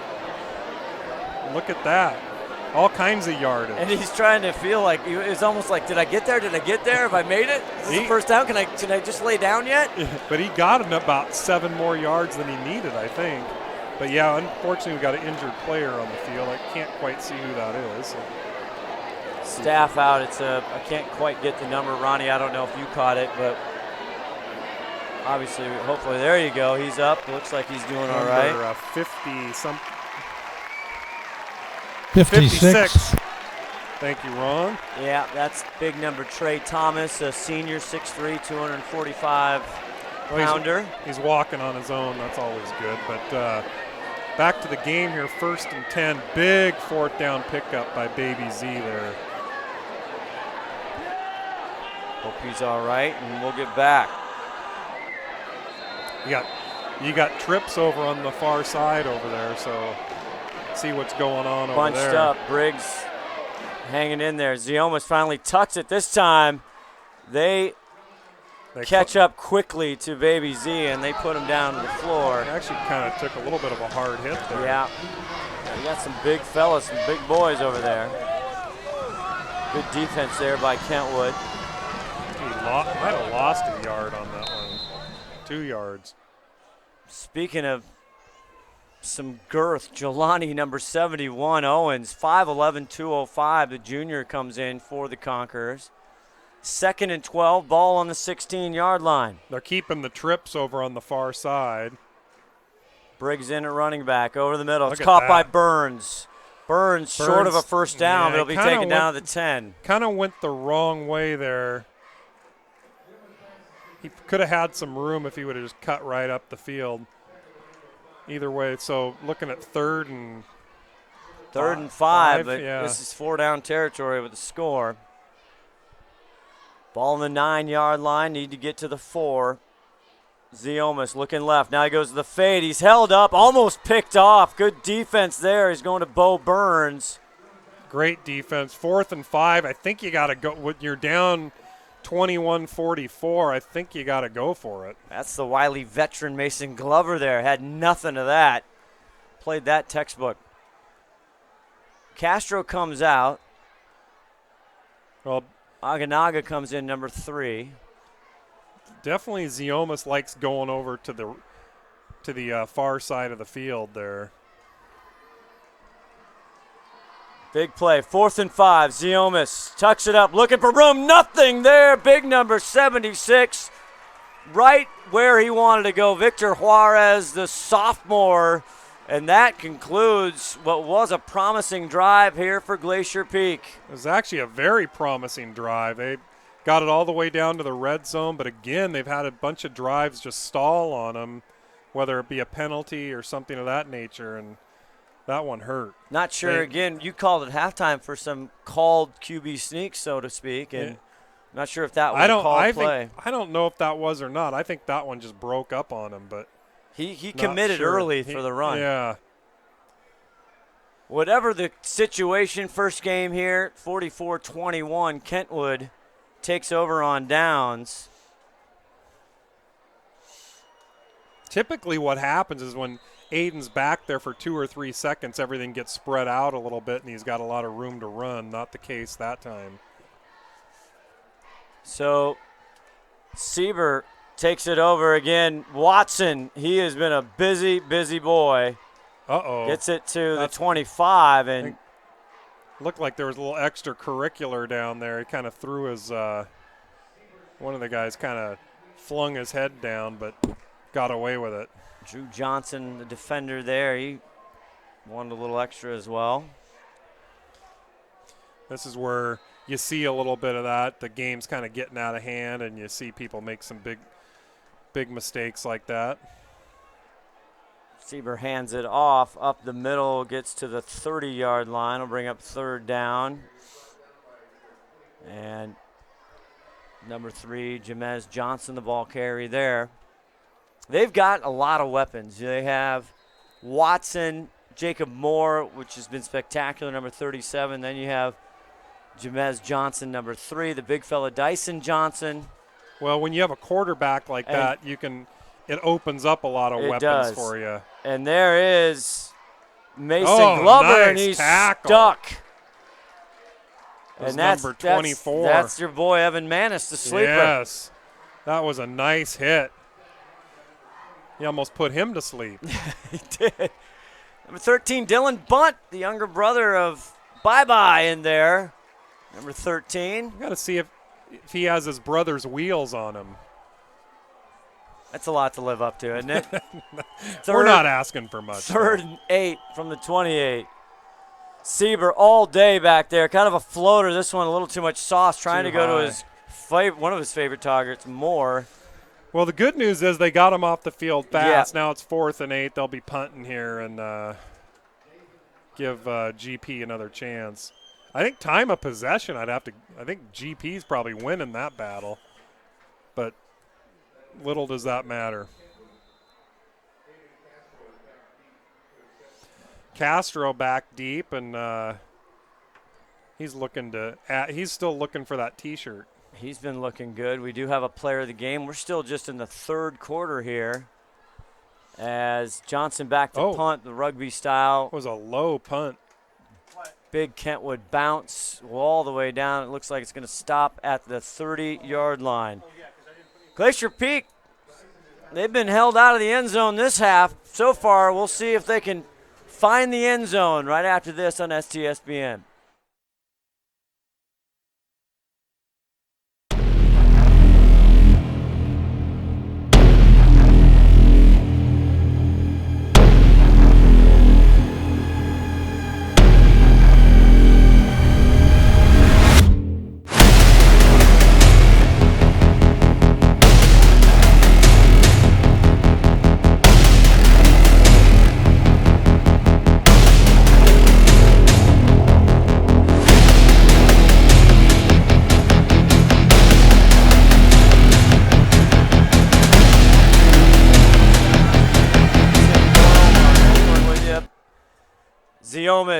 He gets it. It's caught the near sideline, taking down McGitchie. And that's the first time we've had to call Evan Christie's number. Remember him from last year, the senior with the catch. Gets about 5 yards or so. Closing minutes here of the third quarter. They're going to need to. They're going to need a lot of those. Started this second half under center. They quickly went to the shotgun. Ziomas there we quickly to Castro. Castro now running east and west, and he might have given away his first down there. He had the first down by about 4 yards. By the first yard? Can you hear me? I can hear you great. We're testing mics. That's Todd Elvey. They actually, dulcet tones. They're giving him the first down. He got it by the skin of his teeth, wow. and he went back about 4 yards. Paid off for him, though. That's what they call a teaching opportunity when they get. Exactly. Can you guys hear? This I is can the hear five-tool you. player. That is the 5-tool player. Been, I think we're going to get 5 yards on that one. So Tim is very focused. How's that sound? 5-tool. I'm watching Good. the game here. These you guys are these distracting are brand spanking new. I just pulled a. Oh yeah, they look like you're. You see right out of the plastic. Wow, you could get some work with those down at the at No, Harvey don't Field, be the laughing airport. now. You could bring I can't in hear anything outside. You could bring in an air cargo thing Is right that pretty there. good? That's good. Is he flying? He looks like he is. Hey, don't laugh now. Hey, We're you know like, there's a game going on here, gentlemen. Oh, is there? Oh, okay. Okay. 1st and 5, we got away with a penalty there, offsides on the Conks. 1st and 5 is the best thing you can hope for. Always a good down and distance. Ziomas back to pass one more time. Now thinking about it, looking, going up. Look at Got that. some room on the left side. Trying Look to at make that. a move. Bounces outside. Past the 50-40. He's got a convoy in front of him. Baby Z all the way down to the Conqueror 24-yard line. And that's what I've been calling for. And not only that, he didn't go out of bounds. There's plenty of opportunity for him to go out of bounds, and he just stuck with it. Right at a minute to go here in the third quarter. They were right back here.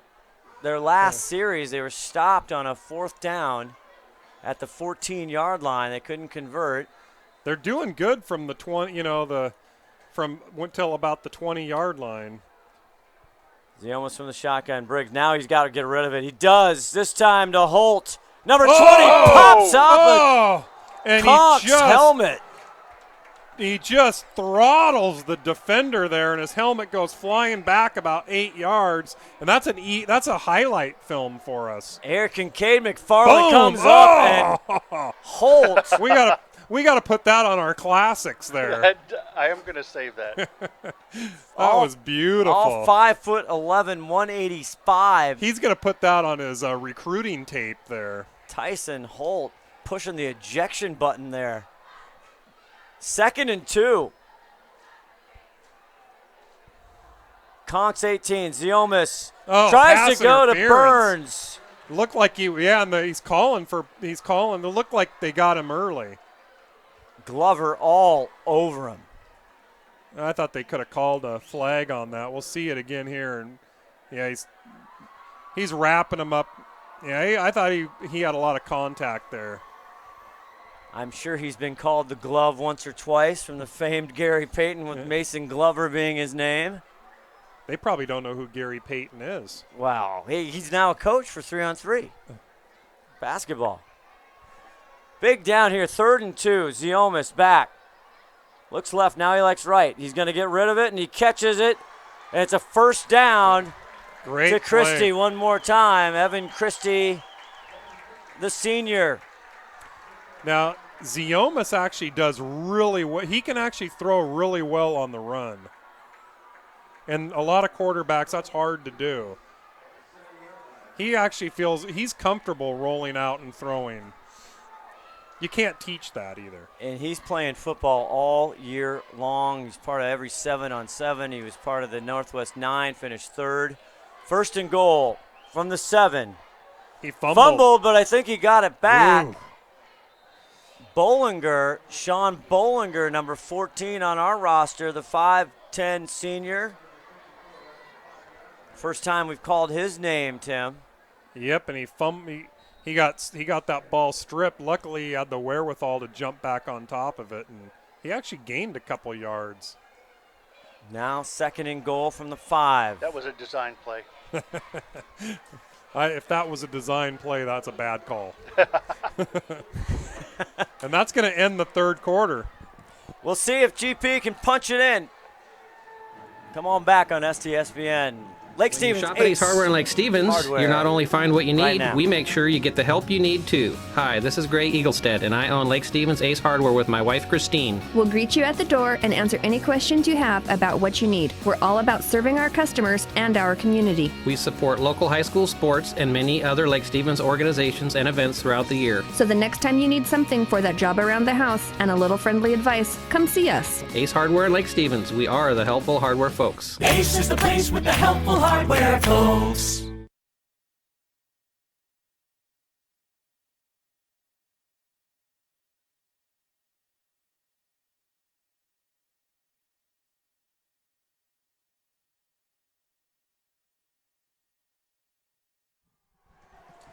Glad you're with us on STSPN. Scott Oshman, Tim Boyle, Ron the Wedge Henthorn. Ronnie, are you down there? Come on, Ronnie. It's just you just never know when you call for the Wedge. He might be There he in goes. the middle There of he goes. something. I can see him. I can see him getting the mic ready. Hey, guys. What's what's happening down there, Ronnie? Think you can punch it in? I think they can punch it in, and we got some excited Grizzlies on the sidelines down here. They're getting ready to get fired up the fourth quarter here. Second and goal from the 5. Bollinger, the running back to the right of Baby Z, number 1. Fakes the handoff, rolls look right. at Now he that. has daylight. He can punch it in himself, and he does. Touchdown, Glacier Peak. Aiden Ziomas, his first of the 2017-18 campaign. See, Bender and I have had a couple conversations this evening. Great minds think alike as Tim Boyle, not only can he call a flag before it's thrown, but he can call the play. Well, that's what they need that's what they need is to keep that defense in check. And when you got Aiden running around like that, they can't really plan for it. Maybe we should ask the audience. Have everybody vote whether they like the sound of this mic or not. That's a good idea. This is a discount one. We won't tell them how much. Oh, we got Lou Ziomas going for 2, Oh, and it is successful. They and got that- it? Yes, they did. looked Now- like somebody's injured down on there. And that's you don't want him injured. That's number 6. Yes, Number David 6. Castro. Ooh. Lou Bunt in the house. A Wesco. Always a shout out. They're just a permanent supporter. They're a fixture. They are. They never go away. They're always on.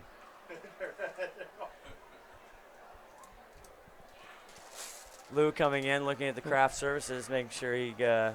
Lou's getting Getting the some of the gourmet food that we have sitting here. So, hey, Ron Henthorn, if you can hear us, is David Castro number 6. He caught the ball and then he kind of fell to his knee. You think he's okay?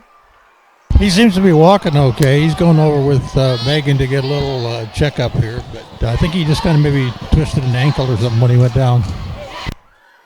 That's Well, good news. So Castro with 2 touchdowns and a 2-point conversion. He's wanting that T-shirt. Some crooked numbers up there, 44-29. We had just started the fourth quarter. That was a quick scoring drive for the Grizzlies. They're going to need a couple more of those if they want to get back in this game. For the Kentwood Conquerors, under the direction of Michael Bush, next week they actually are going to play on Thursday, and another Wesco team, Edmonds Woodway, will make their way down to French Field, which Okay, we've now been to at 7 p.m. That will be a good game. Edmonds Woodway shut out Jackson tonight. Yeah, 10-0. Which really surprised. That score, we didn't really talk much about it, but that's a shocking score. That really I would have is. thought Jackson with some of their speed demons, they would have put up some points. A lot of points, actually. Have to talk during the week. Steve Willits will be on with Tom Lafferty, the gang, KRKO 1380, as Corwin puts a nice boot in it, taken from the 4-yard line. Uh-oh. Here's Miller. Tavon Miller. Oh, my gosh. Still moving. Still, Miller oh, my breaks gosh. another to the 50. No one. Now it's just Corwin once again. And Miller That is my! unbelievable. Did you see how many tackles he broke? A 96-yard touchdown return. And boy, the special teams, they've been breaking here.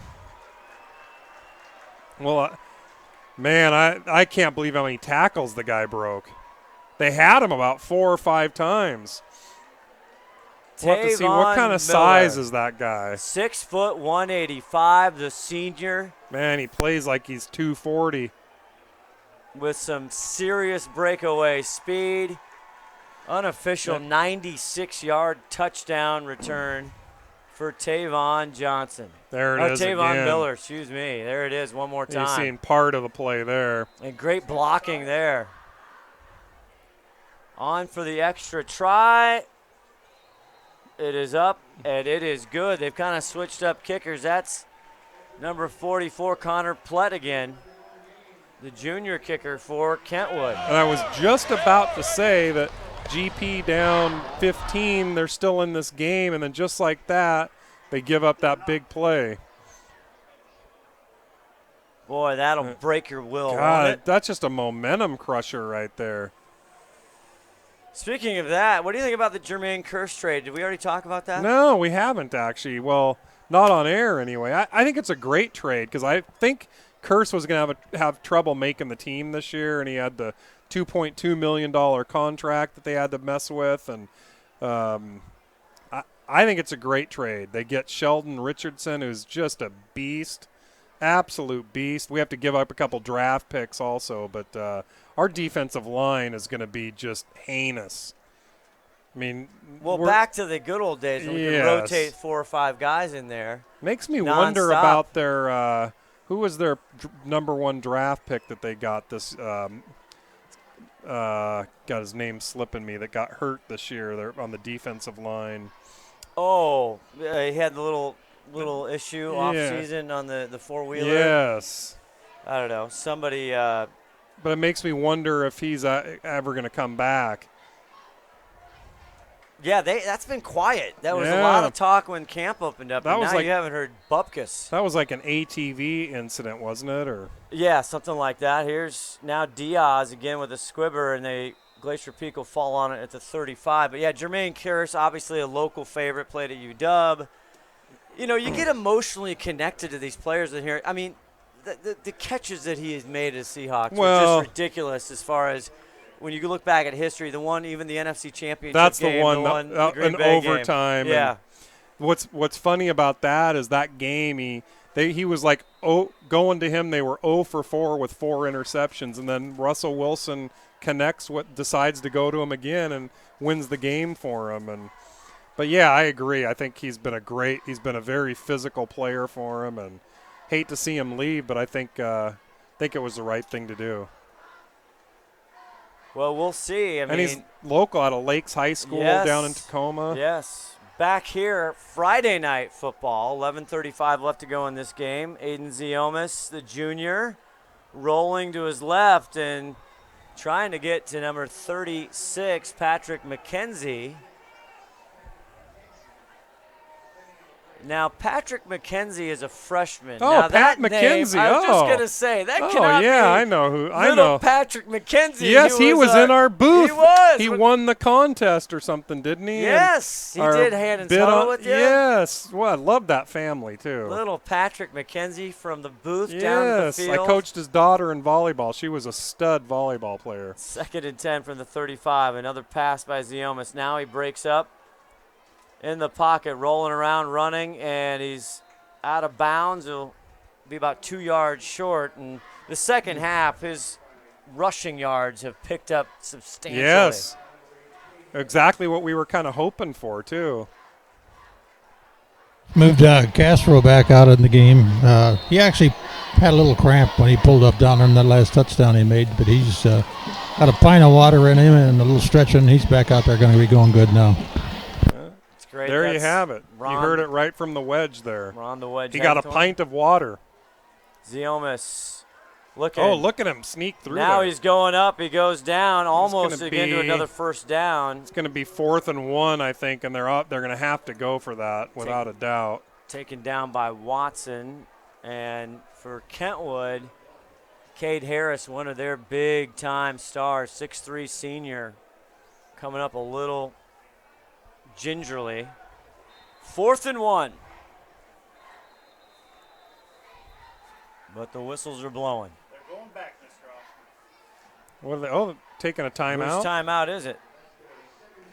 Oh, I think it's Kentwood's timeout. It is. They didn't like, and they took it last time on 4th down, too. That's, well, it's worked out a couple times. Yeah, it has. We'll see if it does this time. Come on back. When you shop at Ace Hardware in Lake Stevens, you not only find what you need, we make sure you get the help you need too. Hi, this is Gray Eaglestead, and I own Lake Stevens Ace Hardware with my wife Christine. We'll greet you at the door and answer any questions you have about what you need. We're all about serving our customers and our community. We support local high school sports and many other Lake Stevens organizations and events throughout the year. So the next time you need something for that job around the house and a little friendly advice, come see us. Ace Hardware in Lake Stevens, we are the helpful hardware folks. Ace is the place with the helpful hardware folks.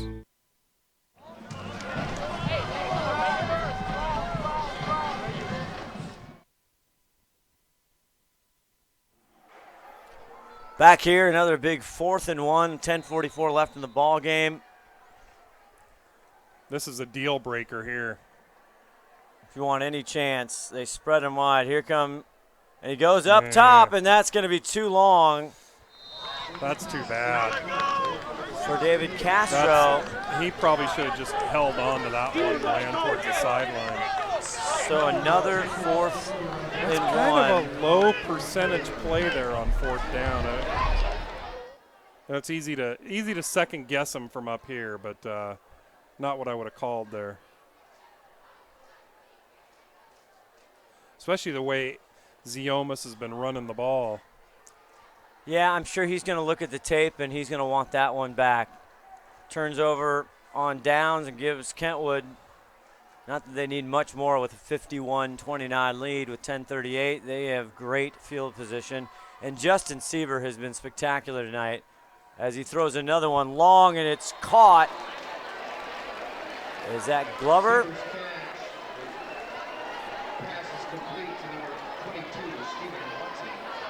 Oh, that's 26. That's Mason Glover, the great defensive back as well.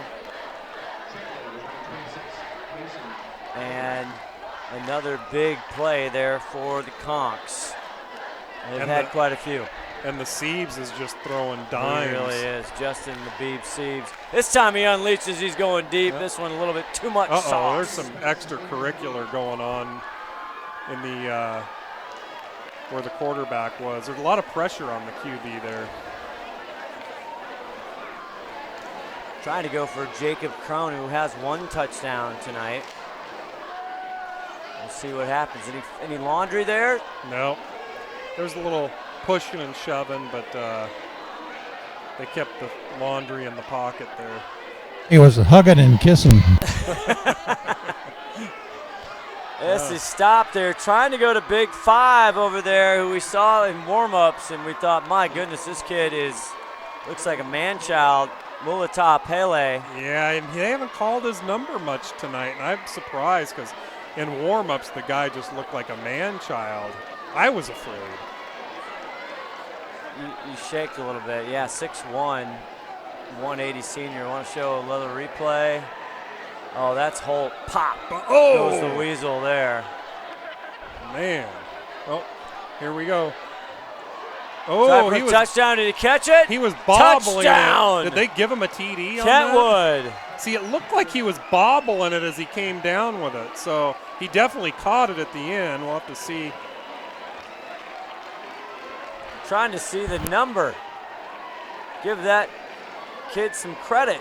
It was a heck of a catch. Well, did you see the throw? He had all kinds of pressure on him. He was getting wrapped up as he threw it. So a phenomenal throw by the Beebs. The Siebes. That's Jacob Moore. I thought that might be Moore. Oh, my goodness. It's 4 touchdowns. Silly numbers. My goodness. And just like that, the Conks have 57 points. I'm saying that quietly. Well, you never want to give up 50. Yeah. I think when you get into the 50s, it's a little rough. That should be a a false start there and back them up 5 more. Boyle, this is a score you predicted at the first quarter, man. Yeah, once in a while. Some scores in for our great friend Steve Willits. Everett and Wilson, your mighty Rams, tied 20-20 in the fourth. Don't mess with the Rams. They had to come all the way from Tacoma. I wonder how long of a drive that was. Oak Harbor, yeah. Is that up in Everett? I'm not sure. I'd have to check. Hold it down. That actually, that was. That through? Did he? Yes, he did. Connor Plett coming on and making it happen. 58-29. They've doubled them up here. Well, they haven't put that point on. No, they haven't. There it is, 58. Another score for you from our good friend Steve Willits. Oak Harbor over Mariner 34-12. Well, how about the Snohomish Marysville Pilcher? I will look at that. Steve hasn't sent me that. Lake Stevens over Stanwood 49-0. You think Connor Bardew wanted a little something tonight? Connor Bardew's on a rampage up there. Hide the women and children. Who's he talking to? Probably a lot of people, but I haven't heard. They haven't said. I was looking for that today when I was doing a little research. I couldn't find where he's looking, but my guess is he's got all kinds of letters coming in the mail. Yeah. Halftime, Monroe and Meadowdale 35-14. Monroe on top. Isaiah Lewis 150 yards rushing and 3 TDs in that one for Monroe. I thought they said he was going to be. I thought they said he wasn't going to play, or is that another? Squib kick here as Glacier Peak. Legs. Pettis looking for it. See those squib kicks? They're paying off for him because they're hard to field there. Richland, Tim Boyle, over Bellevue, 24-21. Oh, you got to be kidding me, really? How the mighty have fallen. Now, speaking of Bellevue, Butch is making his debut with, is it Cedar Crest? Yeah. They should be playing tonight. Todd, let me know if you got a Marysville Snohomish score. Bardew on that huge win, 49-0. Listen to this, 20 for 31, 274 yards, 4 touchdowns. Yeah, and my guess is they probably pulled him in the fourth quarter or so. Aiden Ziomas, his junior campaign, he gets this one, and that's again McKenzie. Oh, Patrick McKenzie. The freshman getting some varsity touches tonight. You know why he's doing so good is because he spent time up in the booth here. That's right. We prepped him for this. That is so cool. Met that kid when he was, hey, bye-bye's in the booth. Whoa, look at that. Last time we were, bye-bye bunt, Colton Bunt, heading over to Central, play some baseball. Ziomas back at it. 2nd and 7, now launches. Oh, look at that. And that's McKenzie again. The freshman's on fire. Jeez. A first down GP across the 50 to the 45 in Conk territory. Little Patrick McKenzie's fighting for a starting spot here. Get a mic for Colton Bunt. Bye-bye Bunt. We got to get him a mic. Last time I saw him, we were in the gym together. Of course, you know, he was looking at me, seeing how much weight I was lifting. Such a big guy. He was watching how much you were lifting. I hope you didn't scare him. We were working out together, weren't we, Colton? Oh, yeah. That's a big pickup now on the 45 for the Conks. Here's Ziomas. Keep it. Now he tucks it, and he'll go to the sideline before he gets any Conkers on him. He's probably their leading rusher by far tonight. Probably is. Bunt wants to get back in the game, I bet. Suit him up. He's got 1 year eligibility left. He got hurt 1 year. Didn't he got a medical red shirt? That's right. He's got eligibility. He always has eligibility.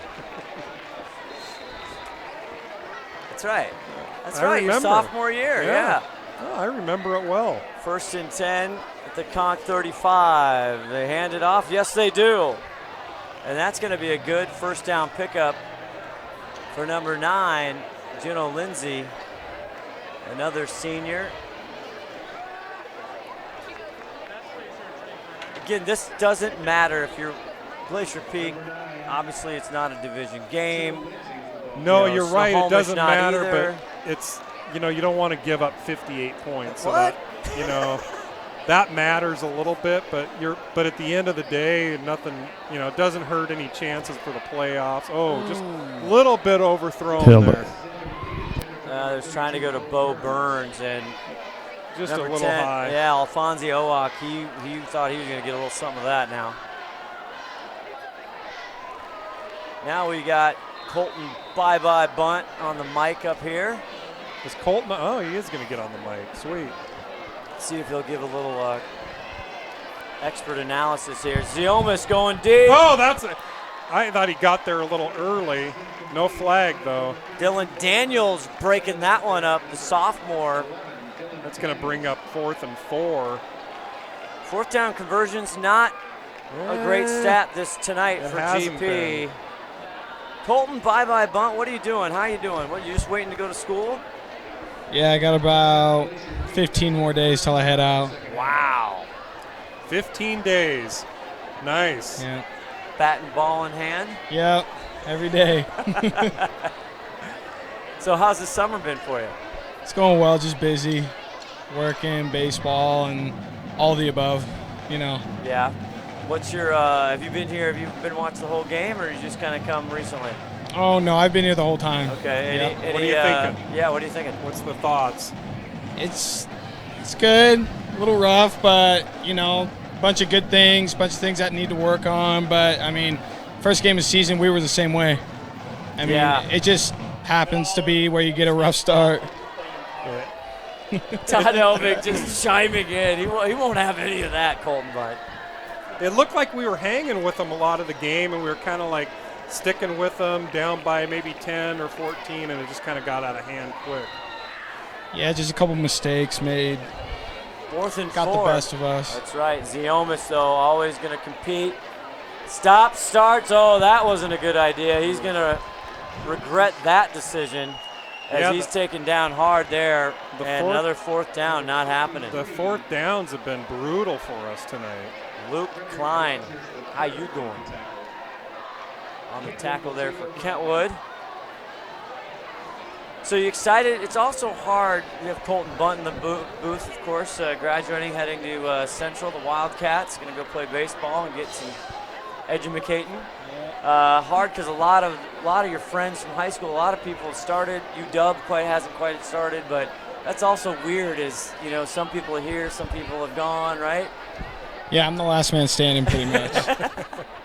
Hey, you got some warm clothes. It gets cold over there, a little colder than it does over here. Oh, yeah. Probably going to see some, temperatures around 0 over there. Maybe some polar bears or something, You'll definitely some bears over there. Now, are you going to play in the outfield? I'm going to play, first year I'll play catcher, and then after that I'll expand to outfield. I mean, you don't want to be in the outfield in the windiest city in Washington, do you? I mean, if it's easier on my back, then I'm okay. That's true. Yeah, you're going to catch. Isn't that that's rough on the back, right? Yeah, it is. But that's where they said I'd get the most playing time and everything. So that's what I'm going to start out doing, and then expand to outfield and see how that goes. I mean, a high fly ball can look deep to right field, and then all of a sudden the wind catches it. And it's right center, that's what they say. Yeah. Did you have any thoughts about playing football? Did you? Oh, yeah. Yeah? Oh, yeah, big time. It was a tough decision. Receiver. That's picked off. I think he picked it off, number 31. Interception there by Anthony Collins. Wow, it just kind of dropped right into his hands. Trying to go to Daniels. Our great camera work there by our on-field camera right there.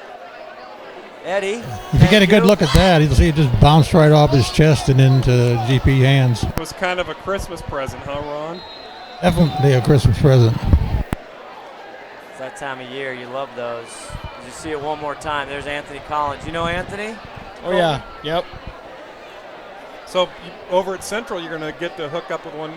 The wrestler, Elledge, is over there still. Yeah, he'll be a senior. He's got like 1 year left. Or, yeah. No, I've heard he's been doing big things over there. Yeah. Ziomas throws, and it's caught at the 25-yard line. Aganaga with the catch. And now it's just about getting a little bit better here for GP as they're 58-29 with just under 8 minutes left to go in this game. Yeah, now at this point you can try some things you weren't normally going to try. Work out some of the kinks. And you hope you come out of this relatively healthy. Ziomas now with time. He's going to take it up, and that's, speaking of health, you want to make sure Aiden Ziomas stays healthy. And yeah, obviously the quarterback means everything to these guys these days. Muska there, Nicholas Muska on the tackle for the Conquerors. The Conks, you're going to take on Edmonds Woodway. Then they get into league play. Kennedy Catholic as Ziomas finds a wide open got the first Grizzly, down. and he launches for the first down, and that's Collins one more time who had the pick. I think that might be a late hit too. See if Ron caught any of that. We'll have to. It looked like there was some late hits on that one. Didn't catch it, but it got blocked out by a bunch of Grizzlies on the sideline. Oh, could just miss it there on the replay. Colton Bunn in the booth with us. Didn't I see your younger brother there get a moment? Colton, I thought I saw him out there, 13, right? Yep, number 13. Yeah, I called it out, I think. You got a tackle, I believe, or something? Yeah, he's been in on special teams a few times, and I think a couple drives on defense. Personal foul. Oh, they're calling it against the Grizzlies. I thought it was going the other way. See if we have one more look. That's going to cost him 15 yards. Boy, the 5-tool player slowing this one way down. Is that wrong? I don't think we're going to have time to see that one through, Todd. Ziomas back to the pass. There's Collins making the catch. We're still on replay. He gets pushed out of bounds. Oh, there's the late hit right there. No? That was on Kentwood. That was it right there. Number 16. Oh, Anchor Graves. He's had a couple of those. Back in to his live career. action. 1st and 10. Bo Burns, the senior. Nice little pickup for Bo. Loses the ball. Picked up by Kentwood. Daniels. Fafita pushes him out of bounds. Boy, oh boy. Nothing going right for the Grizzlies tonight. And senior Bo Burns. Going to take another look at that. That's Daniels right there. Take a good look at that, because I thought he was down. Yeah. It looked like he was down from here, too. Let's take one more look. Here it is. Oh, he stripped it. That's a great strip. It looked like his hip was down, though. So Colton Bunn, as a defender, and you played the back end there. Big plays tonight have really been the difference. When you go in and watch the tape, what's that all about? What's the coaching there for now? Now that you graduated, you can coach now. So what are you telling the young fellas? Honestly, it's really to do with, the spacing you give the guy. Also reaction time too, because if you let him get behind you, really the big thing that beat us in the past was letting guys get behind you or let them get that extra couple steps on you. If you let them get that and you get some quick guys, which looks like they have, they're going to beat you all day. Yeah, they did get behind him a few times. It's always tough. Handoff now, trying to run some clock. Look, he's all over the place. Jamez Johnson, the ball carrier there, trying to. He broke about 6 tackles. Figure it out. He's been great on special teams as well with some big returns. Somebody's shoe came off. I saw a shoe come out of the pile. Well, Glacier Peak, they have the big rivalry game, Snohomish, next week. So let's break that down a little bit. Break it down, Boyle. I don't know how to call that. I think this could be the first year where Snohomish actually beats them. I think it's going to be, could be a close game. Keegan Stitch is like That guy's a man-child. He is tough. He's been tough playing 4-year starter. Are they going to give him the first down on that? Yes, I think they are. I think you'll see if you want to see that next week, well, if you're going to come to the game, you better get here early, because that one's traditionally been pretty packed, standing room only. But we will have it live for you right here. Yeah, Colton, thank you for coming up. I hope, you know, even though you may be behind the dish, you're still bye-bye bunt here. I'm always thinking about it. I can never stay away from football, but for now, I'm going to stick with baseball. All right. Well, thank you, guys. Colton. Great seeing Nice you as talking always. to you. Best of luck. Don't be a stranger, and we'll see you later, man. All right, man. Take care. I'll see you down at the Y. You know, we're pumping iron. You know. So Glacier Peak. So you're lifting weights with him. You gonna race him too? We were on the treadmill after that. I gotta say, yeah. You know, we didn't really even chat because he was in the zone. I didn't want to disrupt that. Kentwood now just putting on the ground, clock running, 4:11 left. We're gonna have to figure out if STSPN our player of the game, by the way. And boy, Justin Sieber, I don't know. I mean, the quarterback's been outstanding. Now we have the backup in number 12, Nathan Laborde. It's a toss-up. I mean, the Siebes threw a bunch of touchdowns. He had some great throws. Laborde, the sophomore, getting some time here tonight. But yeah, and then Moore with just an incredible night, number 37 for the Conks. Yeah, Jacob Moore. He's been ridiculous. I don't know. We'll see if Ron Henthorn has any input there. As we're just winding this one down, 58-29, the Conkers are going to face another Wesco team in Edmonds Woodway. For Glacier Peak, after Snohomish, they get into league play back in the 4A. Cascade at Everett Memorial Stadium on the 15th. Then Jackson here, September 22nd. That's going to be 2 tough games for him. That will. Completion for the sophomore quarterback. And might have stretched for a first down. Glacier Peak really hasn't matched up with Cascade, but have they maybe once? I'm trying to think if I even remember them ever playing. Oh, last year, right? Last year they got the better of them. That might be their only time they played them.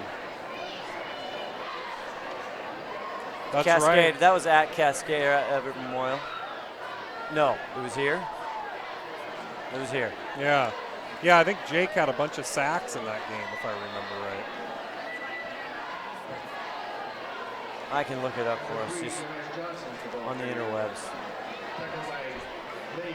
They did. Cascade's looking good this year.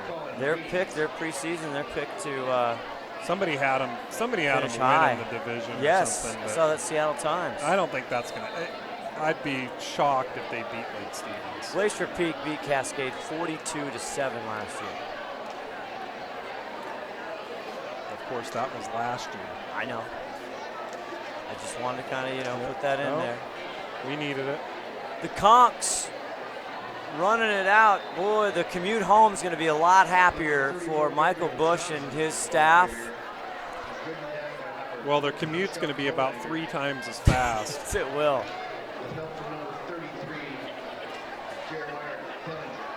Our executive producer now saying our player of the game is going to be big number 16, the senior, 6'3", 182, the quarterback, Justin Sieber for Kentwood, the Conquerors. I think that's the right call. He made player some of the game. great plays tonight. So, Ron, if you can hear us, try and get Justin after the game as the GP defense holds that up. Go ahead, Ronnie. I got you. I'll try to get Justin. Number 16. 58 points for his team. That's a bundle. That's a lot. That's high. Boy, it was a 3-hour game tonight. If GP ever gets the ball back, you'll see a substitute quarterback come in, but doesn't look like Time's going to let him do that. Yeah, I think Time's going to run out on him. The board. Uh-oh. He goes deep. He wants a TD. Not this time. It's going to bring up 4th and 3. I think out of respect, they'll probably punt it. Normally, you'd go for it right there. Got to look down and see who's wearing 59. It's been in Elvig for the last many, many years. I think they retired it. Aiden Hammersmark looks like he has it, a sophomore. Todd's thinking it should be up on the Ring of Honor. HOF, baby. Your quarterback out there, number 16, Colin St. Jean, I believe. Yeah. Oh, good call, Ron. Colton St. Jean, 6'2", a sophomore. 6'2". A little bit different size there. Hands it off. Oh. Anderson, and he got a little face smack there at the end. end. He kind of tackled him by the helmet, it almost looked like. Check that, Juno Lindsay with the ball. Whoa, a little rough there.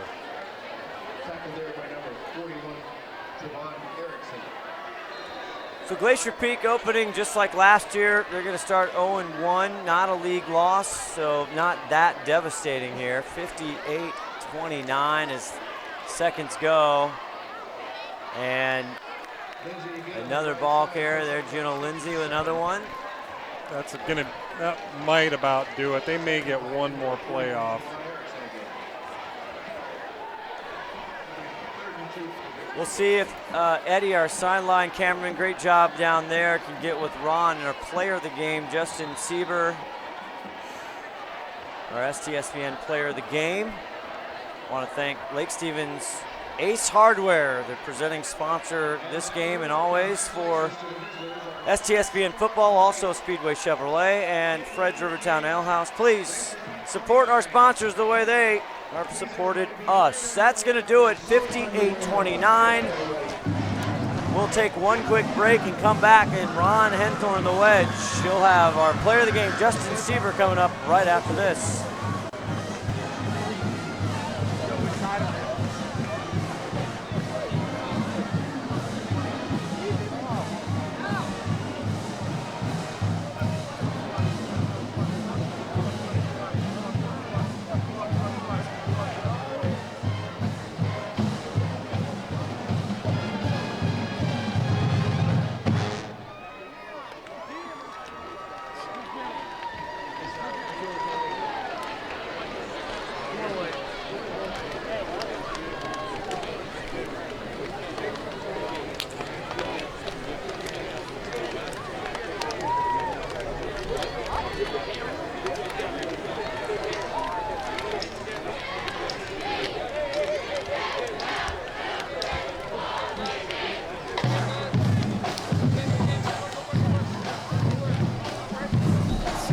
Wedge is working his magic down there. He is. The wedge trying to get that player as they're congratulating the Kentwood he's got coaches. him. He's got him. He got him first. Of course he did. Why are you surprised? It's the wedge. He's back, and let's go down. He's with our player of the game, Justin Sieber. Are we on? We're on. Okay, I hope you can hear me up there. I can't hear you, but there you are. I got Justin Sieber down here. 58 points. All right, how did that work for you? It was awesome. Great first game. Our line just absolutely dominated. Guys made plays for me all night. Awesome feeling out here. I love it. You got a lot of help from your players here too. So. Yeah, I just love my team. They great players. We're excited for the season. This is gonna be all year long. So tell me how you found your open receivers downfield like that so easily. I mean, our coaches just set us up. Great play calls. They helped us preparing all summer long. We're ready. And like I said, my line just dominated tonight. Couldn't be prouder of those guys. Well, you could be really proud of those guys. You'll be proud of yourself too, man, because you just throw balls out there. Thank you. I appreciate it. Good luck in your next game, Justin. Player of the game. I got a shirt for you here, so put this on and hold it in front of you here, and we'll get a good picture of you. Yeah.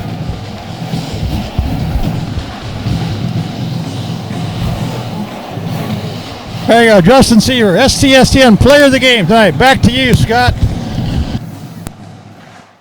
Great job, Ronnie, as always. Boy, the touchdowns that young man started this campaign. I'm telling you, like what I was saying earlier, it was like it's video game stats. Yeah, and if you're going to play him next week, Edmonds Woodway. They better be ready. The Warriors heading down to French Field. So Edmonds Woodway shut out Jackson. I don't think they're shutting out the Conks. No, the Conks did all the conquering tonight. Man. 58-29, a great inaugural broadcast. Thank you to Todd Elvig, the 5-tool player, our executive producer. For Ron Henthorn, Sarah Elberg, Eddie, Josh, everybody. Tim Boyle, it was awesome, as usual. Thank you. Thank you, Scott.